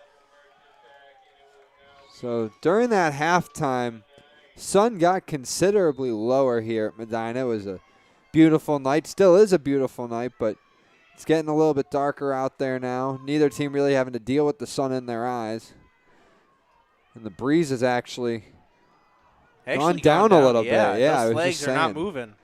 So it's 2nd and goal from the 9 here for Medina after that loss due to the flag. Payne fakes the handoff, gets the pass off to the right side. It's complete. He's able to link up with Corey Saj on that one, and he picks up about 6 on that reception. That time it's Matt Payne's tracking down Blunt and making the play at the 2 to make it 3rd and goal. So, yeah, that'll be at the 2 as they gain a 7 then for Saj. And he had a pass, or a reception, I should say, earlier in the first quarter that was good for a 2-point conversion, which gave Medina a 15-6 lead. But the Mustangs have not been in the end zone since then, but they're looking to change that here. 3rd and goal from the 2. Payne hands it off to Fry, and he's going to come up short. Able to track him down there was Ricker. And that'll bring up 4th and goal here for Medina. Again, Ricker coming off the edge, basically untouched, and is really able to catch Fry before he's really able to extend it into the end zone. And if you're Medina, you definitely want to finish this drive with points. You caught a huge break from Southwestern's 3rd turnover already in this game. Got a great return on the fumble recovery from Fry. You would hate to come away from this empty-handed. Look for a pass to the left side, and he's going to tell Paynes, if he doesn't see it, to try to make something happen with his legs. 4th and goal from the 2 for Medina. I think they're going to try Fry up the middle. He's going to take it himself. Yeah, they got Fry set to take the snap, and they got some movement. We'll see if this backs up the Mustangs. But that home sideline doesn't look too thrilled.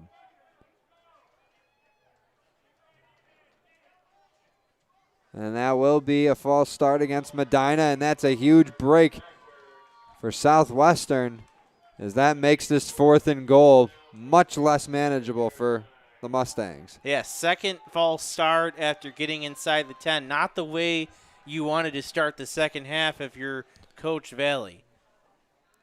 So there is Valley over on the sideline talking with Payne. And we got a timeout called by Medina. They're going to have something to think about on this 4th and 7. So we got a little over 3 minutes gone by in this third quarter. No score so far in the second half. It remains 15-13, Medina in front. And there's still plenty of time left to go in this game, but this is a very, very key play coming up. Yeah, because it's all about momentum, because you got all the momentum. When Fry is able to get that, you go in, you go up 2 scores. All of a sudden, if Southwestern stops this, they stopped your momentum, halted them, and they're still right in this game. Well, this timeout, like we said, big for Medina. They're 4th and 10 following that penalty. Certainly changes the way that the Mustang offense is going to approach things, I would think, on this play here. I mean, you're not going to do a direct snap to Fry on 4th and 7, I would think, unless you're really trying to catch Southwestern off guard. Yeah, but you want on this drive, Southwestern has really kept Fry in check as far as running the football, so that really hasn't worked for you. I think you have to air it out. They've done a nice job keeping Fry in check since the end of the first quarter, really. That's where he got his pair of touchdown runs. Since then, everything he's done really has been on the defensive side. The 4th and goal from the 7 for Medina. Payne takes the snap, looks to the left side, now throws it over the middle. It's intercepted. It's Johnson there on the pick. There's a flag thrown. And that might be a late hit. We're going to have to see this. Either way, it was Nate Johnson coming up with the interception for Southwestern. Gets knocked out of bounds around the 25. But that's going to be a foul against the Trojans, and that'll keep possession for Medina, and they get the first down. Late hit, I believe, on Paynes after he threw the football. Not a smart play by the defensive player. I don't know if he knew it was intercepted or not, but either way, it costs the Trojans the football, and it gives the Mustangs 4 new plays to crack at it, and they're at the 3-yard line. Yeah, forget, negating the interception and keeping the ball with Medina. If they only had one more play to work with, if it remained 4th and goal, I would take that. But now that you give them an automatic first down, I mean, you give the Mustangs 4 more chances to get into the end zone here. That is backbreaking for Southwestern. They're going to need quite a stand here. Another goal line stand, basically. 1st and goal from the 3 for the Mustangs. Payne fakes the handoff, runs to his left to avoid pressure, gets the pass away. Completed that one to Saj, but not really any gain on that play. In fact, I think he lost a yard on that completed pass. Yeah, it looks like they'll back him up to the 4. But, that penalty, Francis, by Southwestern pretty much just negated their entire stand on the last 3 plays previous to that last one, because it was 1st and goal from the 3 when Fry had returned the fumble. So that all that work from the Southwestern defense wiped away on that late hit, which took away Johnson's interception. 2nd and goal from the 4. Medina looking to add on to its 2-point lead. Payne handing it to Fry. Tries to go up the middle, and he's brought down by a pair of Trojans after a short gain. Yeah, that was Ricker again shedding off his block and making the play. These defensive ends and outside linebackers for Southwestern are really the highlight of their defense tonight. Mentioned how Ricker was down for a brief moment after a play late in the first half. He had to get some assistance off the field from the trainers, and we mentioned how important it would be for him to stay in this game for Southwestern. He's proving it right now. He's been seemingly in on every tackle so far here in the third quarter. And there have already been 4 minutes gone by in this frame. Medina looking to still capitalize on that long fumble recovery and return from Brian Fry at the early portions of this half. Payne sets a receiver in motion, hands it to Fry on 3rd and goal. Fry tries to fight his way through, and again he's brought down short of the goal line. And might have been showing a little bit of frustration when he got up there as well. But I got to give credit to the Southwestern defense, Francis. They are hanging tight, forcing another 4th and goal here. 4th and 2. Again, I feel like this is deja vu, exactly where it was right before the second false start penalty by the Mustangs. And they're just doing a great job of really not letting the Mustangs run up the middle. They're telling Medina if they're going to score, they're going to have to do something to the outside. Nearing 7 minutes to play in this 3rd quarter. Medina chewing off a lot of clock inside the 5-yard line of Southwestern. 4th and goal from the 2. It's a handoff to Fry, and he finally breaks through for a Medina touchdown, but there's flags being thrown. It might have been something after the score, but as of right now, the Mustangs have stretched their lead back to 8. It's 21-13. Yeah, finally, as you said, they finally break through. The Mustangs just went on the left side. I think the guard got enough of a push, and Fry was able to go in for the score.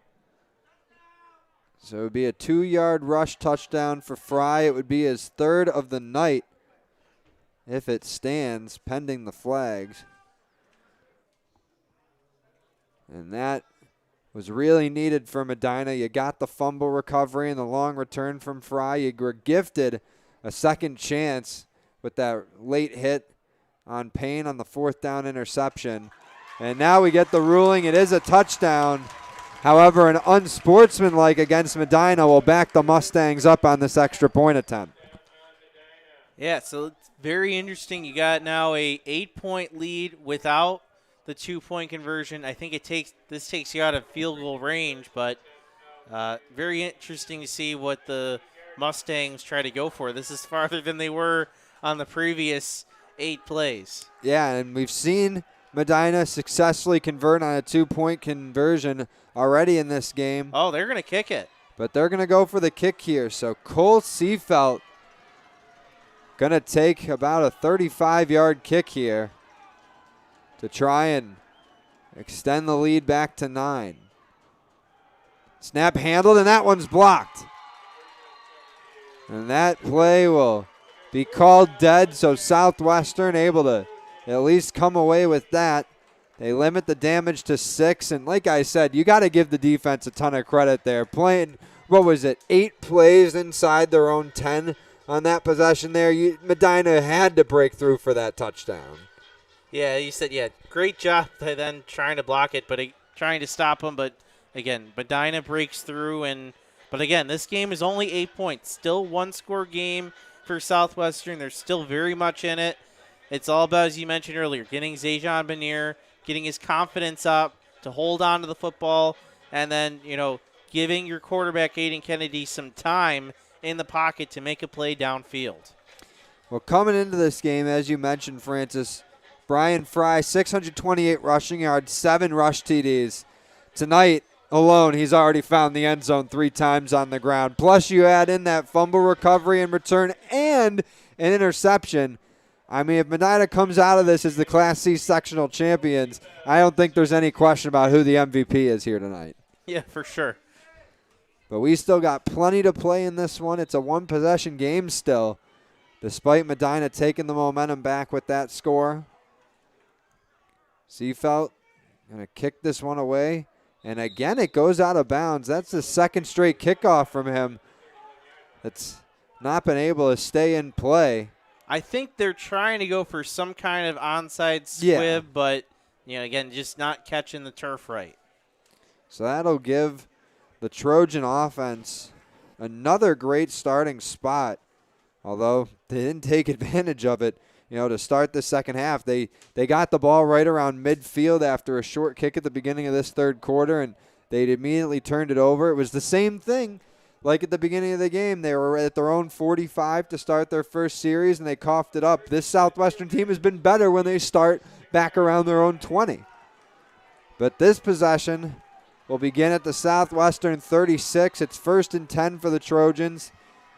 Kennedy looking to keep this thing close. Handoff to Munir on 1st and 10. He's got some room to run. Sheds the first tackle, stays in bounds, and is able to pick up the first. And it's 12 yards, but that means a whole lot to that Trojans defense, that Trojans sideline, especially Munir. Yeah.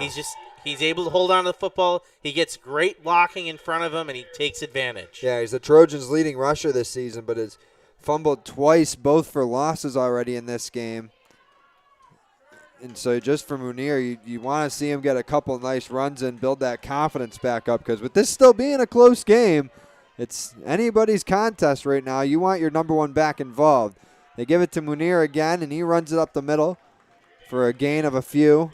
Not to mention, if you get your running game going, that's going to really open your play action with Aidan Kennedy. Yeah, we haven't seen him throwing it as much here as we did in the early portions of this game, really in the first quarter. They did a nice job on their second drive, mixing in the run and the pass. About halfway through this third quarter, 2nd and 6 for Southwestern. They're on the Medina side of the 50 at the Mustang 48. Munir going to get another carry, and that time he's brought down quick. Medina able to snuff him out, and that's going to be a loss. Yeah, Zach Oliver coming from his defensive line spot and just kind of wraps Munir down for a good loss. 235-pound junior linebacker. Oliver making that play. And now Kennedy going to get the call from a sideline. It's another 3rd down. Southwestern going to have to get something here to keep this drive going. Don't want to give up more momentum to Medina. The crowd coming alive. You can hear the feet stomping on the bleachers. Mustangs trying to use that home turf advantage, and that pass is knocked away. Intended for Paynes. And guess who was in on that play? Yeah. Ryan Fry.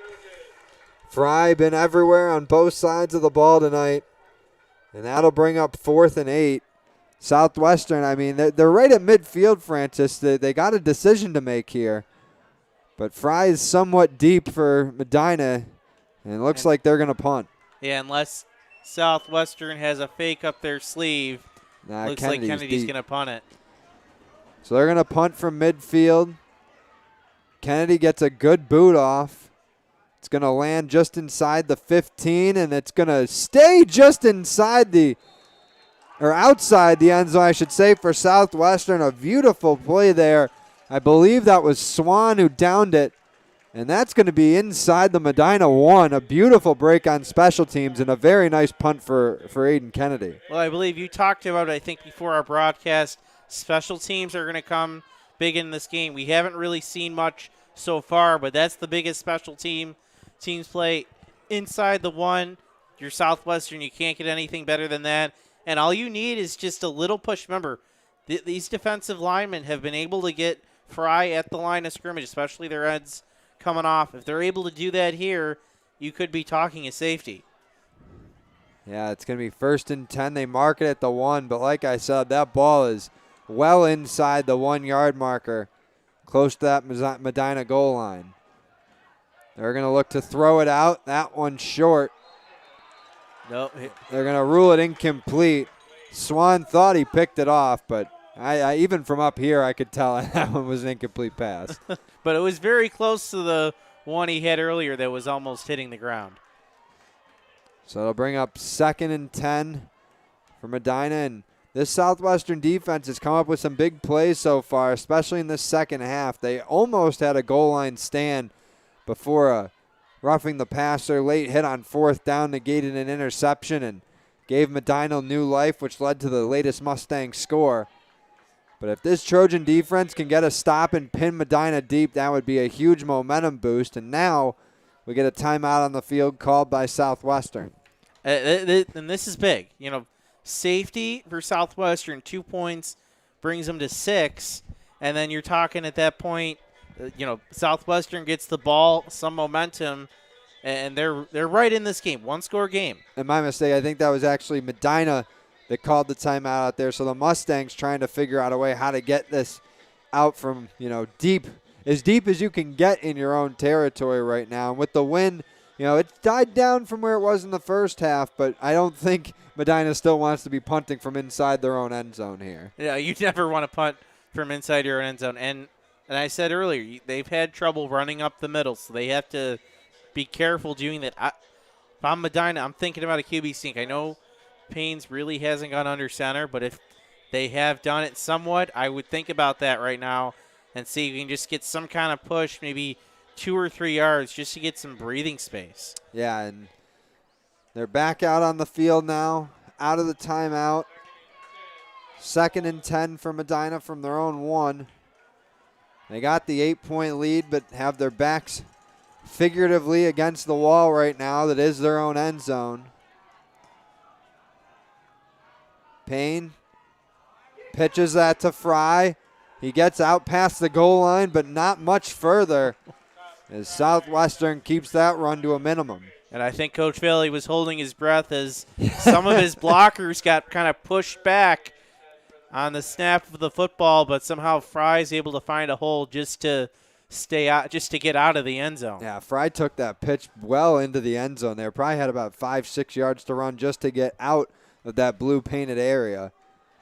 But he got out past the 1 yard line. It'll be 3rd and 9 from about the 1.5 of Medina. This would certainly be a great stop for the Southwestern defense. Would almost surely give their offense a starting spot on the Medina side of the 50 after a punt. And now we get some movement on the Trojan side, and that is going to help Medina out. Yeah, defensive lineman tried to jump the snap, and Payne's got him. That's a much-needed 5 yards for the Mustangs. And it's funny, Francis, during halftime, we were talking off air with Tim Gardner, our cameraman producer tonight, about how there really haven't been that many penalties called in this game. It's been a clean, well-called game. But now when you look at it here in the third quarter, there haven't been that many flags, but the ones that have happened have been very, very costly for the teams that have taken it for Southwestern. They've all been inside the 5 yard line, so it gets magnified. If 5 yards either way, it gets really magnified. So that moves Medina up to their own 7. It's 3rd and 4. Payne maybe trying to get another defender to jump. He's going to have to hand it off, and it's another loss. Southwestern rebounding from that penalty call, and they bring, Fry down. But again, if that penalty wasn't taken, Ricker makes that play, that's probably a safety. I mean, a safety, or he's down right at the 1 yard line. So again, that's what that penalty costs you if you're Southwestern. So great, you're going to get the ball on, the Medina side of the field, but you could have been talking about 2 points without that penalty. Nate Johnson back around the Medina 45 to return this punt for the Trojans. Payne gets it. Again, they pitch it out to Fry. He's able to get the kick away, but that's going to land at the 35. Johnson going to return it. He's on the run down the right side, gets inside the 20, spins around the defender, and gets brought down just around the 15. A huge return there from Nate Johnson. And we also got a Medina player down on the field around the 20. Yeah, I think that play is coming back. Medina player kind of took a shot. You can tell he's down for a little bit. Oh, look. All right, now he's back up. So good news for the Mustangs. But he got back up.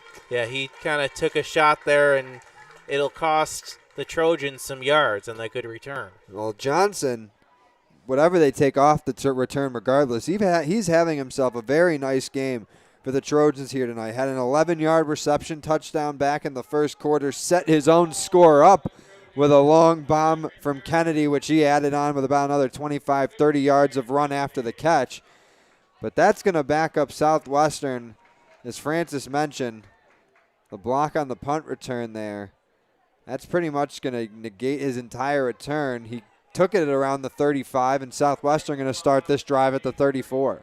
Yeah, and it was kind of risky that he took it because that ball was bouncing. Yeah, and there were a couple right missteps. Yeah, a couple of Mustangs there. If he doesn't handle that right, that could be going right back to the Mustangs. So in a one-score game, 8 points separating these teams on the scoreboard. Southwestern, the one trailing, has the ball back with 2:39 to go here in the third. The fans looking to razzle the visitors. Munir, the pitch on 1st and 10, and that going to be kept to a minimum as Medina tracks him down on the outside. Once again, it's Brian Fry quickly filling the alley, and Munir then had nowhere to go on the outside. Great job by the corner, keeping outside contained. And right now they're saying to Southwestern, which is a weird thing to say to this offense, we're daring you to throw the football. And I know that we said earlier, it's very weird not playing sectional championship football games down in Orchard Park at Highmark Stadium, Ralph Wilson Stadium, Bills Stadium, whatever you want to call it. But we have got a great atmosphere here at Medina tonight. The home crowd getting into it. 2nd and 9 for Southwestern. Kennedy looking deep down the field for Johnson. That one just over his hands and incomplete. And you don't get that energy, as nice as a place as it is for the high school guys to play their championship games down at the Bills Stadium. You don't get that energy like you do here at the small high school fields, and we're feeling it here tonight. Yeah, they're a little far more removed, and you don't have the bleachers. The concrete doesn't quite make as much noise, so you can feel it there. That pass, though, by Kennedy, just a little high and a little hot for his receiver, but he was open. He was, he was in the right spot for the catch it. Yeah, Johnson, as we said before, has done some damage in the receiving game tonight. 3rd and 9 for Southwestern. They're at the 39, 38 of Medina. Kennedy trying to get away from pressure, gets the pass away, and it's knocked down. Able to get in front of that one was Tyler Chin, and that'll bring up 4th down for the Trojans. Yeah, Chin read the play perfectly. Aidan Kennedy kind of had to come up and make the play off his back foot, and it gave time for Chin to come up and make a play on the football. Yeah, Chin just did a nice job. Didn't interfere with the receiver. Made as little as contact with the pass catcher before the ball got there, and was just able to wrap his arm around and knock it down. So it'll bring up 4th and 9 for Southwestern. Trojans going to go for it here. They gotta. They're inside the 35.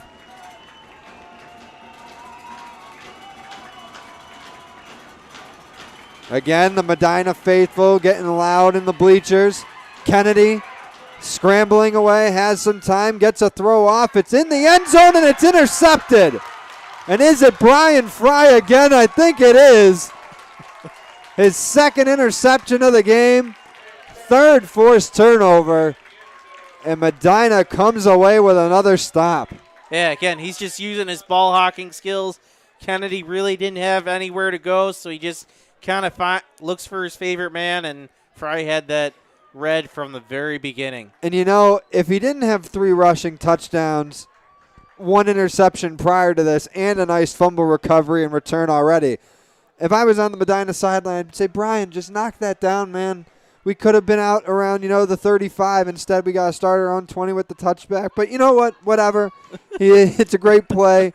He's just adding he would say, let me score another touchdown. We'll be fine. He's just adding it on to his MVP performance here tonight. But Medina needs to add more to this lead if they want to be comfortable, but it's intercepted.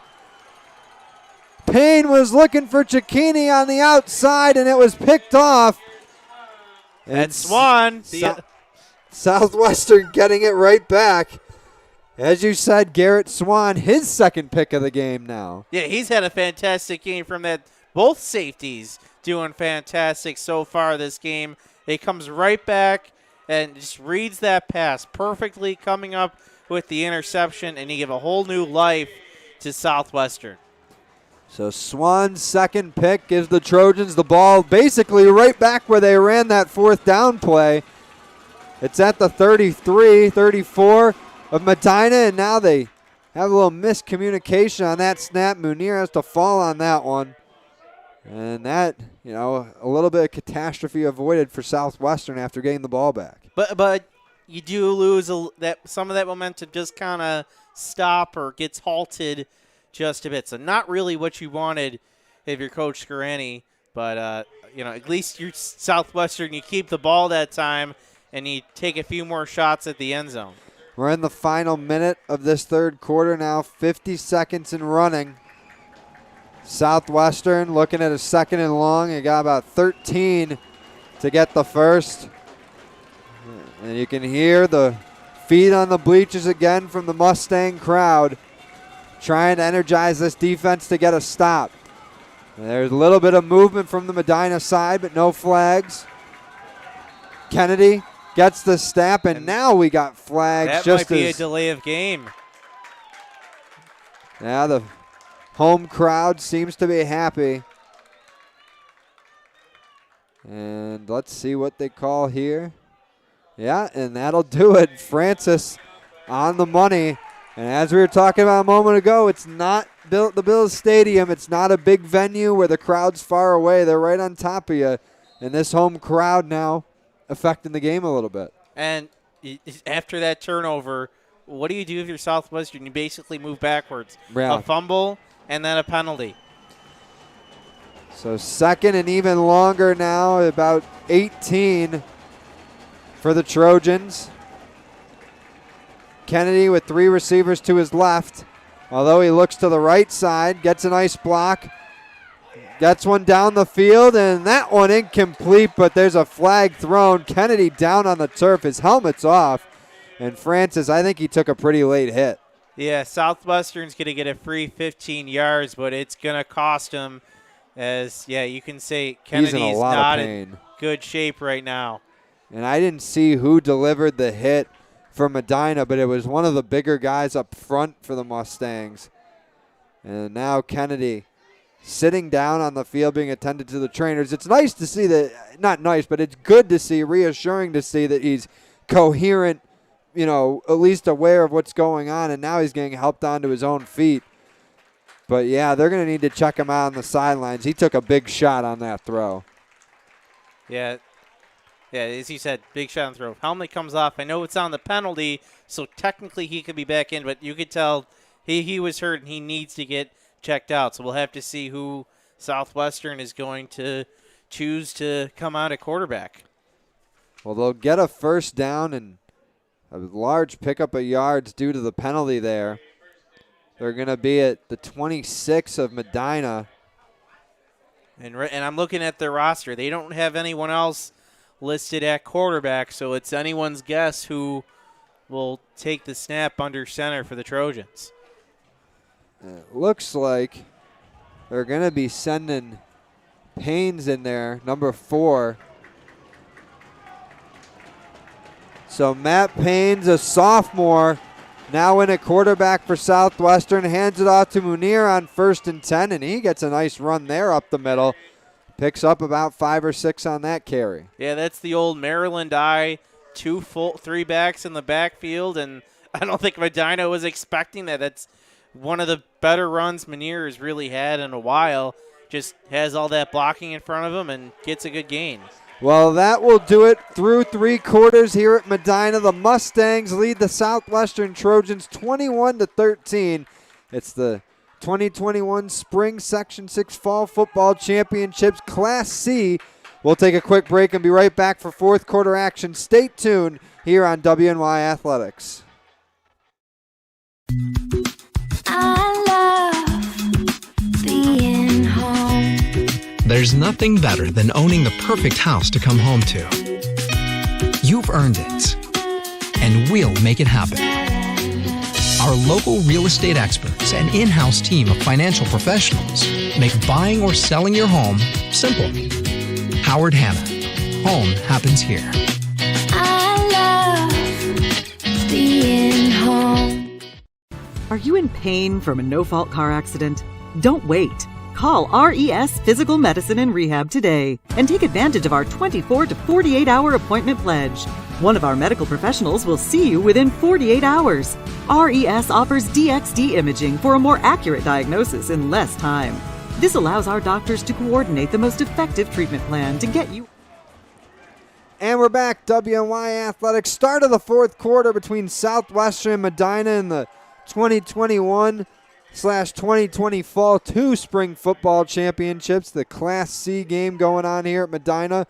And we get a first down run there from Munir. Aidan Kennedy back in for the Southwestern Trojans after being on the receiving end of a big hit towards the end of the 3rd.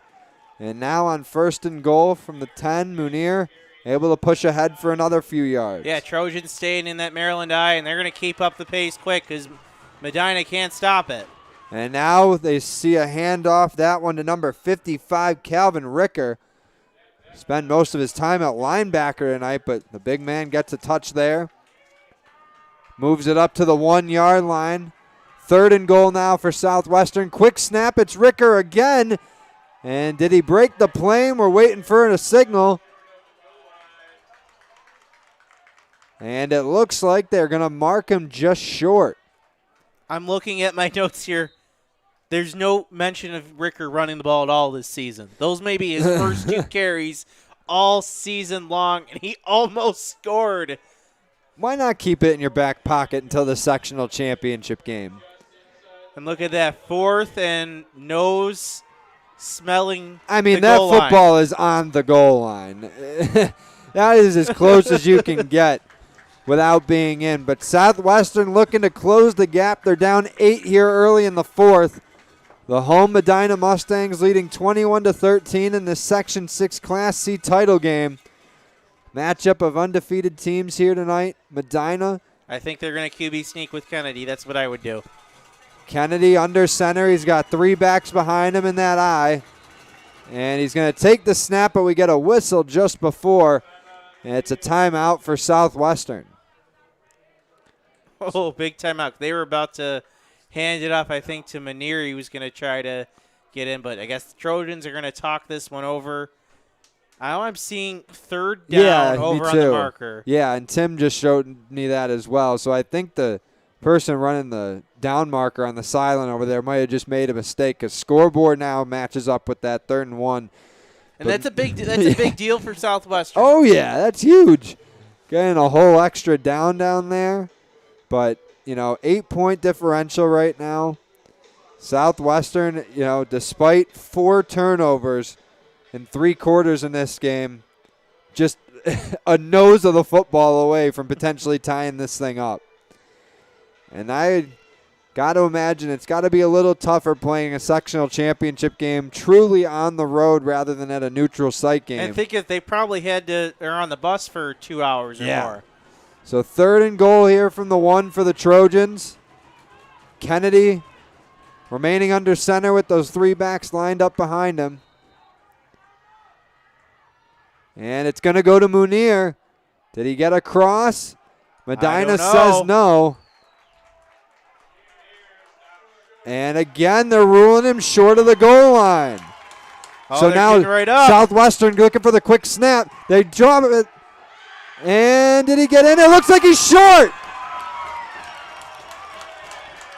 Medina comes up with the stop. Southwestern runs a handful of plays from the nose of the goal line, and the Mustangs come up huge. It's a stop on 4th down, a turnover on downs. Yeah, they tried to catch Medina napping, and the Mustangs were absolutely ready to hit Kennedy on the sneak. He even got pushed. He got some help from his backs trying to get pushed in. A little bush push there, but that did not work. And the Mustangs get the ball. Huge break for Medina. Not only do they get the ball back, they hang on to that 8-point lead. And we've seen the Mustangs in a situation like this before, deep in their own territory. They got to get it out of their end zone here, and Fry does. Takes that carry to around the 5-yard line. That'll give the Mustangs some breathing room. And that was the play that Medina couldn't get the last time they got the ball inside the 5. That time, Fry goes up the middle, was actually able to get some decent yardage, really giving themselves some breathing room. Well, this offense would certainly be doing the defensive group of Medina a favor by chewing some time off the clock here, especially after they got them that big goal line stop. 2nd and 6 from their own 5. Another handoff to Fry. And he's able to get ahead for another couple yards. They'll bring up 3rd and short. I don't know how Fry got back there because it seemed like that was 52. Drew Wegrin got in the backfield quickly. Looked like he had a hand on Fry, but Fry just able to get away and makes it 3rd and manageable for the Mustangs. Yeah, able to cut the distance to the first down marker in half, makes it 3rd and 3. Payne coming back to the huddle after getting the call from the Mustangs sideline. Now Medina coming to the line. Under 9 minutes to play in this one.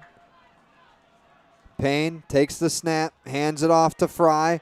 He runs ahead, still on his feet, gets the first down, and that will move the chains and keep the clock rolling for Medina. And that shows you the confidence right now this Medina team has in Fry to go to him 3 straight times after they struggled inside their 5 and the last time to know what's going on. Give him to him 3 times, and he's able to get that first down. Rotating a couple bodies out as we see Tyler Chin back on the field. Made a nice play on defense earlier in this half to force a turnover on downs for Medina. 1st and 10 from their own 13 for the Mustangs. 8:40 and counting to go in this Class C Section 6 championship game. Fry another carry, but that one, again, stopped for a short gain. Keep in mind, on the first drive of the game, Medina took about 6 minutes off the clock. They started practically at midfield. They're starting in their own zone. Who knows what kind of time they could get off the clock on this drive if they really take it methodically. Yeah, Brian Fry's been the best player on the field for both sides in this game, and right now he's got the game in his hands if they're just going to keep feeding it to him. But I don't think there's anyone on the field that Medina would rather have controlling the game right now than number 8 in blue. 8 minutes and counting to play. Payne fakes the handoff there, completes a pass to the outside, and able to get up across the 30 there with Saj, as that's a nice catch and run there. Yeah, good rollout by Paynes on the play action and just hits his man in stride. Yeah, Saj, senior receiver. Well, really is listed as a running back, but has made a couple nice catches tonight, including one that was good for a 2-point conversion. That's got Medina out across their own 30. Moves the chains again. Keeps that clock running. That's what they want. Mustangs looking to clinch their first ever sectional championship here at home on their home turf. Payne fakes the pitch, hands it off. It's Saj again. Now we see him in the run game as he picks up about 15 on that carry. Well, they've been looking for that fake all game long, and they've tried it a few times. Hasn't worked well. That time it works perfectly. And I think we had some words exchanged after the play there because a late flag was thrown. And it might have been against the Southwestern defense because it looks like the whole Medina sideline wants this ball pushed more down the field towards the Trojan end zone. And you could be talking 35 at this point if it's against the Trojans. And now you really hear this Medina home crowd getting into it. This is what we've missed so much. It's been a year and a half without a Section 6 championship football game. It's been, a year and a half since we've had a crowd like this at any football game here in Western New York. It's a beautiful night, end to a great spring season, and the Medina faithful really getting into it here on a Friday night. And that is going to be unsportsmanlike against Southwestern.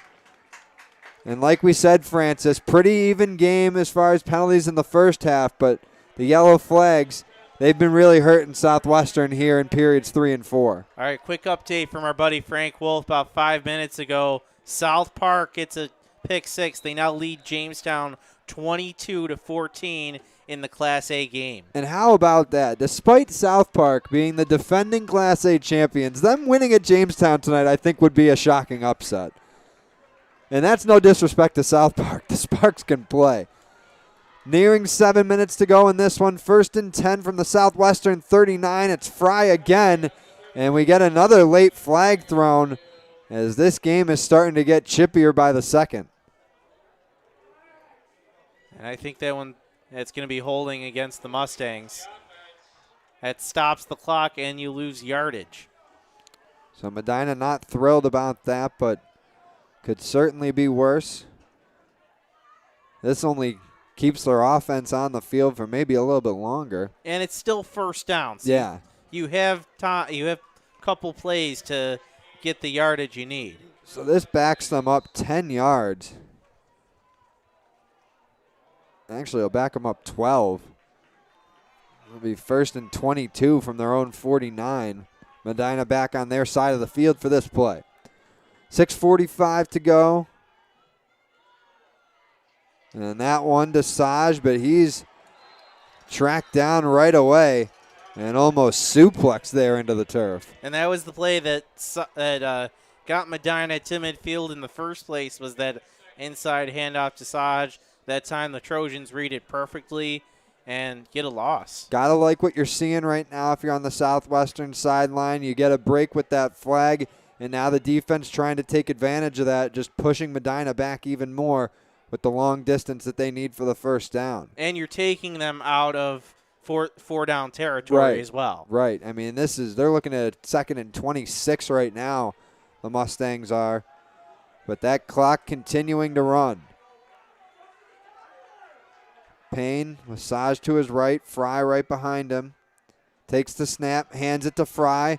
Sees a nice hole, gets back to about midfield. But that'll still bring up 3rd and long. That's exactly where you want to be, Southwestern.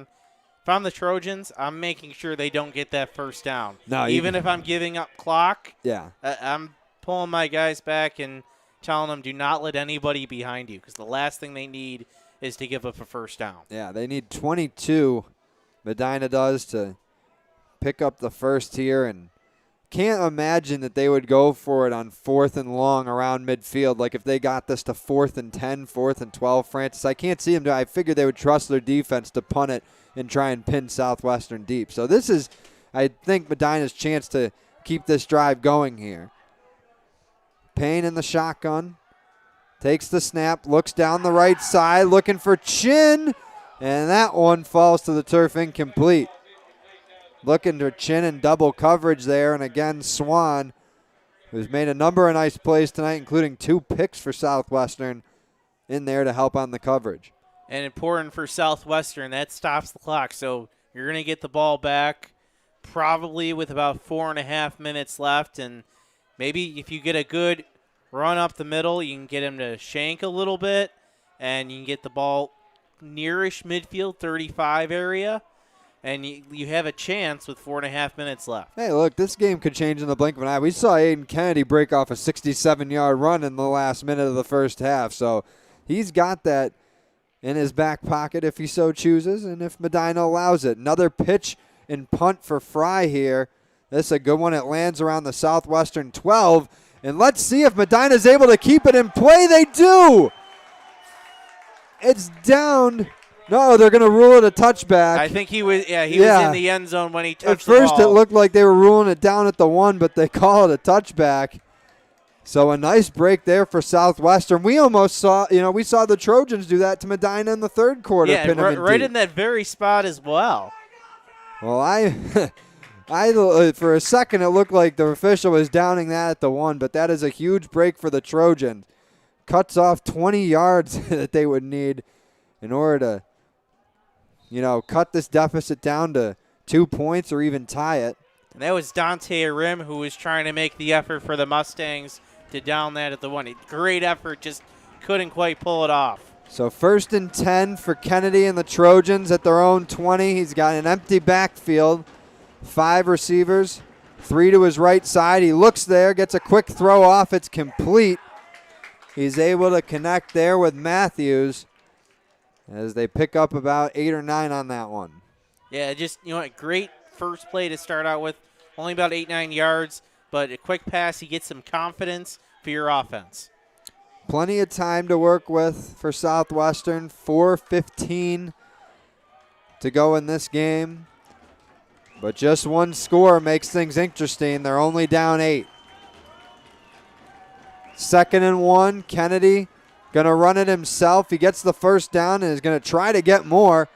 Jukes back to the inside and gets just across the 40. And that'll move the sticks for the Trojans. Yeah, I think he thought for a second about taking it out of bounds, but there was just too much green space.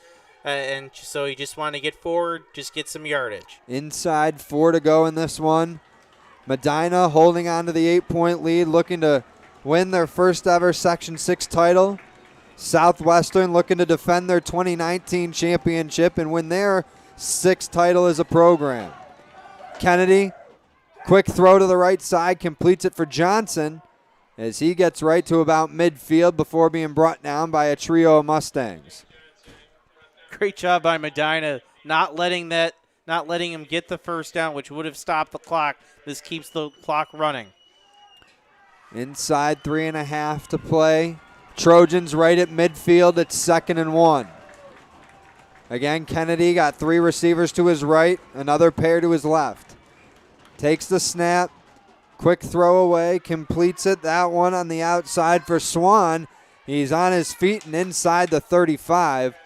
And that'll once again be a first down and a nice movement downfield for the Trojans. You know, a lot of guys would have just taken that outside, out of bounds, stopped the clock, but he really trusts his ability, and he kind of paid off. He got really an extra 5 yards by cutting inside. 1st and 10 for the Trojans. They're at the Medina 35. Again, you hear the Mustang home crowd trying to make it louder and tougher for this Trojan offense. Kennedy looking downfield, gets a throw away, and that one just a little high for his intended receiver. Was looking for Swan on that one, but it's incomplete. Yeah, that pressure really got to Kennedy, and he kind of threw that ball off balance. You know, he had the time to catch his feet up. That would have been right on the money. It would have been about 20 yards. So they'll bring up 2nd and 10 for Southwestern. Still plenty of time, I have to say, for the Trojans. 2:36 at the 35 with, you know, their offense. That's plenty of time for them. So Kennedy comes to the line. He's got Munir right on his right hip. But this Medina crowd not making it easy for the Trojans. They're playing in their 5th straight sectional title game, but first on the road. Kennedy going to run it himself after taking the snap. That's going to be a gain of a few, but it's a short one. And one of the bodies in there on the tackle is sophomore Dominic Larrabee from Medina. I think the Trojans were trying to catch Medina off guard. Really did not. Only 5 yards, and it forces the Southwestern Trojans to take a timeout. So 2:16 to play. The Trojans looking at a 3rd and 6 from the Medina 31. They'll talk it over a little bit more on their far sideline. But Francis, I mean, this has been a great game from the start. We were a little worried, to be completely honest with everyone, that it was going to be one-sided, but that late touchdown by Kennedy in the first half kept things close, and this has stayed, you know, in what could be a classic all the way through here in the second half. Yeah, every time you think Medina's going to fully take over the game, Southwestern just comes up with something and is able to kind of pull themselves back into this. And we do have a final from our good friend Mark Johnson, the voice of the Lancaster Legends radio broadcast. They have won their 5th consecutive Section 6 championship in the AA class. They defeat Orchard Park 28-21 tonight at home. So congratulations to the Legends. Pretty crazy accomplishment to win their 5th straight sectional championship. First team since Sweet Home in the early 20-teens, late 2000s, I should guess say too, to win 5 straight sectional titles. But we still got 2:16 to play in this one. And Southwestern's offense looking to crawl back into this. They're down 8.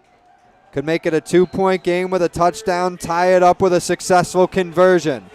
But they got to convert on this 3rd and 6 first. Kennedy 5 wide, alone in the shotgun.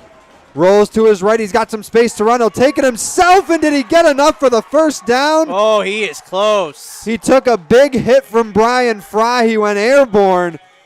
And it looks like they're going to spot him right at the 25. That's where the 3rd down marker is. And it is a first down for the Trojans. Aidan Kennedy, if you didn't know by now, he has legs, people. He's not just a guy who can throw well. He's run the ball fantastic. Another quick final, Class D. Franklinville-Ellicottville 21-7 in the class to win their first title since 2015. They get a redemption after falling to CSP back in 2019 for the Class D finals in Section 6. 1st and 10 here for the Trojans. Munir, another run, gets about 5 on that carry, and he's holding that ball a little extra tighter now, Francis, after having 2 fumbles tonight. But he's been playing well down the stretch now. All right, if you're Southwestern, now this time is clock working against you. Got to go back to throwing the football. Under 90 ticks to go in this one. 1:20 left and counting. Munir on the left hip of Kennedy. He's got 4 receivers out wide. Quick pass to Swan, but it's dropped. And that's a tough one for Southwestern. However, they get the clock to stop. Yeah, I was just about to say, I think that's a blessing in disguise if you're Southwestern, because he was going to get clobbered if he would have caught that ball, and I don't know if he would have had that first down. So maybe a blessing in disguise for the Trojans. Try something deeper on this 3rd down. 3rd and 4 for Southwestern. 1:14 to play in this one. Class C Section 6 title on the line. Kennedy looks to the right side, completes the pass, and going for the first down there is Paynes as he gets brought down inside the 10.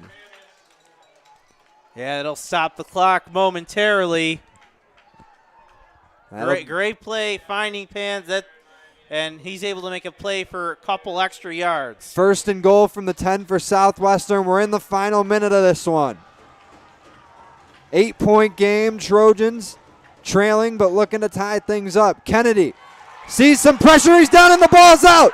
Medina recovers. It's Fry, and he's tackled around the 25. They didn't rule Kennedy down. The fumble stands, and what a way for Brian Fry and Medina to put a bow on this one. His 2nd fumble recovery of the game, 4th forced turnover, and the Mustangs are a couple knees away from clinching the program's first ever Section 6 football title. And look at that. He takes a bow at the end of the play, knowing how well of a night he's had. It had to be him. That ball comes out. Everybody knows it had to be him to pick it up, and a great way to cap off this game if you're Medina. 5 turnovers tonight for Southwestern, the last and 5th, the backbreaker. You got to give credit to the Southwestern Trojans. They gave arguably the best team in Class C all year, Medina, a good fight tonight. It's their 5th straight Section 6 championship appearance. But the Trojans will relinquish their 2019 crown as Medina just one more kneel away from running this thing out and sealing up this victory. Yeah, Medina, not a traditional football power, but this year they just got it all together. They got the right guys together. They got Brian Fry up, doing the right thing. A bunch of guys putting the pieces together, and they're able to win the Class C title. Well, the clock hasn't hit 0 yet, but there's not going to be another play run. The Mustangs are celebrating, and as Francis said it, Medina is the 2021 Spring 2020 Fall 2 Section 6 champions in Class C as Eric Valley gets his Gatorade shower there. And what a moment for the Mustangs. It's a unique situation, but a great one for them as they get to celebrate on their home turf here tonight. Yeah, you don't see, this doesn't happen very often in Section 6. May never happen again. Yeah, you're right. May never happen again. So they're going to take full advantage of it. You see Coach Bailey didn't want the water, but he got it anyway. He did a great job tonight coaching his team, and he knew he had the guy tonight in Brian Fry, and he set him up to win.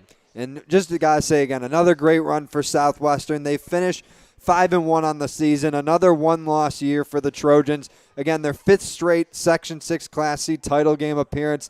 Unfortunately, they come up short, but I mean, this Trojan team's still going to be one of the teams with the target on its back when the season starts up again in the fall. But Medina and Southwestern now at their respective 40-yard lines as they're going to do the post-game ceremonies. I'd have to assume that with 3 rushing touchdowns, 2 interceptions, and 2 fumble recoveries, that Brian Fry is going to be our MVP tonight. Yeah, cross-training character athlete of the game.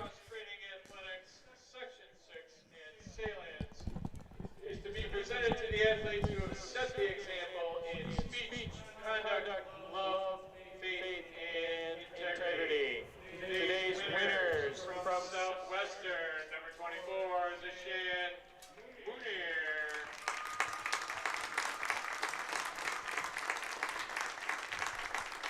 And the winner from Medina, number 11, Sander Payne.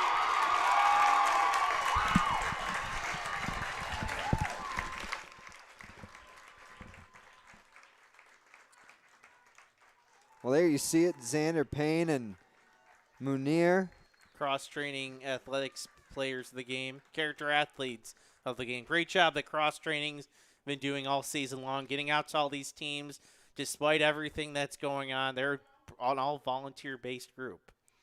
And Munir, had a great game tonight for Southwestern. Couple of fumbles, but was the best back for the Trojans all year. And, of course, for Payne, great night at quarterback for Medina, helped lead that offense. And really it started with that opening 6-minute drive. Yeah, you're right. Yeah, they really didn't have the running game going, and it was up to him and getting that passing game going. He converted a couple third and fourth downs and, really got things started for this Medina team. Well, the Southwestern Trojans going to get their runner-up plaque first here. The Medina Mustangs going to get their championship plaque in just a moment. We'll keep it here for another minute for the trophy presentation. But like we said, tomorrow night there is still one more Section 6 championship game. Tom Prince and myself will be out at Johnny B. Wiley Field for the Class B title game between Maritime Health Sciences and Iroquois. Should be a great clash between the Falcons and Chiefs. But as you see it right now, Coach Talley and the Mustangs out at midfield to accept their 2020 Fall 2/Spring 2021 Section 6 Class C Championship. It's Medina's first as a program. And like we said, a very cool experience for them to get to celebrate this on their home field. But for Francis Beck, Tim Gardner, our man handling the camera and producing tonight, I want to thank you guys for tuning in. Like I said, myself and Tom Prince will be out for tomorrow afternoon's game. Tune into WNY Athletics, 2 p.m. for the Class B championship game. But once again, congratulations to Medina. They defeat Southwestern 21-13. That is it for us tonight. Make sure you tune in tomorrow. We'll see you then here on WNY Athletics.